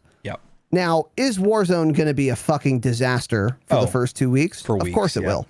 Of course it will. But that's fine, because then we'll just play Raid 24/7 for a couple weeks, wait for Warzone to be figured out, and then we'll go to that. So that'll be good. I am very excited for that for sure. So with that said, Tanner, you can go ahead and go live. Go live. Yeah. And by that, I mean change your title, change your game from Just Chatting to Cold War. You can drag us into Gabriel Saul Perez's channel while we wrap this bitch up. We had one iTunes review, which I will be... Hold on. Wait, let me hit this real quick. Oh, yeah. Go ahead. Sorry. Yeah. McBango, thank you for the gifted sub to Vanilla Sausage. Let's go. Thank you, McBango. Sniper Extraordinaire, apparently. HDR King. Head Ripper. Thank you, dude. Oh, and also Princess Leia, continuing their gifted subs from Brute. Let's go. Thank you, Leia. Appreciate that. And yeah, go ahead. Okay. So yeah, change your game category. Get Gabriel Saul Perez in here. I'm going to wrap this bitch up. Make sure you're still recording, correct? Yeah. Okay, good. So again, yeah, we're going to save iTunes reviews for Wednesday. We only had one anyway. So we're just going to wrap this bitch up. Again, reminder, the best way to support the program, patreon.com/thedropshot. We've gotten some donations in the form of United States dollars to the PayPal. That has been very helpful toward the website fund, and we appreciate it. We don't advertise that, and I've kind of covered that in the announcement, so I'm not going to rehash it. But I would like to say again, thank you, Lemur, SP Farms, and what was the third name here? I remembered you. Robbie L. Thank you. Yeah. That means a lot. It helps a lot for the website. But again, that is very helpful in the interim while we build this extremely expensive website, and that does make me mauled. But it's going to be worth it. The website's going to be disgusting. You guys are going to love it. But besides that, and again, that's a short-term thing. The best way to support us in the broader scope, patreon.com/thedropshot. And it's the best way for you to spend $5. If you like the program and you want to support, Patreon should be your first stop, because you will get the most out of your $5 there. 4 bonus episodes a month and access to the entire back catalog. And as Go Blue Mason in the Discord said, join the fucking Discord, friend of the pod. The topics that we have covered in past Patreon episodes are a lot of the information, the bulk of the information transfers between games. So you can listen to Patreon episode number 2 and you will get valuable information about Cold War, even though episode 2 was recorded before Cold War was released. That is absolutely true. But also, we're releasing a lot of fucking fire Cold War content. We've had 3 or 4 Cold War specific Patreon episodes thus far, and they've been very information packed, dense, and full of a lot of like kind of little insider trading secrets. Any Martha Stewart's in the chat. So those have been super helpful. And I feel that way and Tanner feels that way, but also we've been told that by a lot of different people that these episodes have been good. So get in on that. Patreon.com/thedropshot is only $5 a month. You can find me on Twitch, on Twitter, on Instagram. You can find Tanner there as well. Rate us 5 stars on iTunes. Subscribe to me on YouTube. Video episodes are there. We have 2 merch stores, so make sure you go get your official The Dropshot of Call of Duty podcast mug at the links provided in the show notes. Join the fucking Discord again. I cannot stress that enough. And last but certainly not least, an extra special thank you to our Damascus patrons. Mr. Salmonella, J. Pritch, Slivovitz, Jake Downs, Zerosio, To Kill a Sirocking Bird, Face Esquire, Gift Curse, Adam H, Sniff Sniff, Hambone Change It, Jimmy M, Von Trapp, Lyle P, Aussie Menace, Vesturge, Goated Oat, Josh V, Papa Shido, Civ, The Pediatrician, Dr. J Web, King Big Dick, best Patreon name we have, Derek R, Wade M, It's the Pickle, That Dirty Clap, Killacam, Pre-Shock, Garrett S, Miss Jada Pinkett Smith, Miss Lemur Party, Freeze, The Dave Daily, Young Evan, aka Read a Book, Deacon Cheese, Brandon L, Rizzle Music on Spotify, Sean B, Manny Marr, DKC95, Samuel, Cope Cowboy, Twitch.tv/notoriety, /TTV_notoriety. Change it. We're in the process. Thomas L, Blake C, Lavana Fair. Lavana Fair, by the way, I really like how the mouthfeel of that name. Lavana Fair. That is it. Yeah, that's great, actually. It's Lavana fun Fair. to say. It feels good coming out of my dumb mouth. So I like that. So don't change that, Lavana Fair, or I'll ban you from the Patreon. The 332nd, Brian P, Jaron G, Maxi, Trump MAGA 2020, Throttle Out, Dirty Nate, McBango, Hank Swift, Manny C, Rye Mike, change it because it's spelled weirdly, Big Rec 44, Chad G, Nick Venomous, change it, Sweaty Aim Assist, absolutely change it. I don't even know what that means. Machines don't sweat, change it.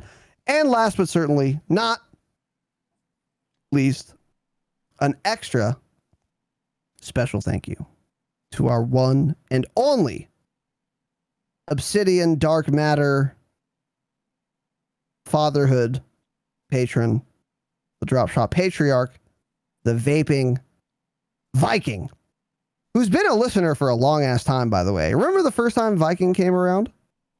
Yeah, he's for sure an OG. He's an OG now. I think he's gotten OG status because that was a long time ago. But anyways, he's had OG status for a while, but yeah. Well, okay. Nonetheless, thank you all I like how you just watching. I like how you just like give up sometimes on the things that I say, and you're just like, okay, you just don't even bother going any you further. Win. Yeah. Say, Okay. Okay. You're well, like, you fucking moron. Sometimes it's just too much to unpack. Yeah. Thank you all for watching. Thank you all for listening. We're gonna stay on Tanner's channel and play some. I think we're doing zombies. Is that right? Yeah.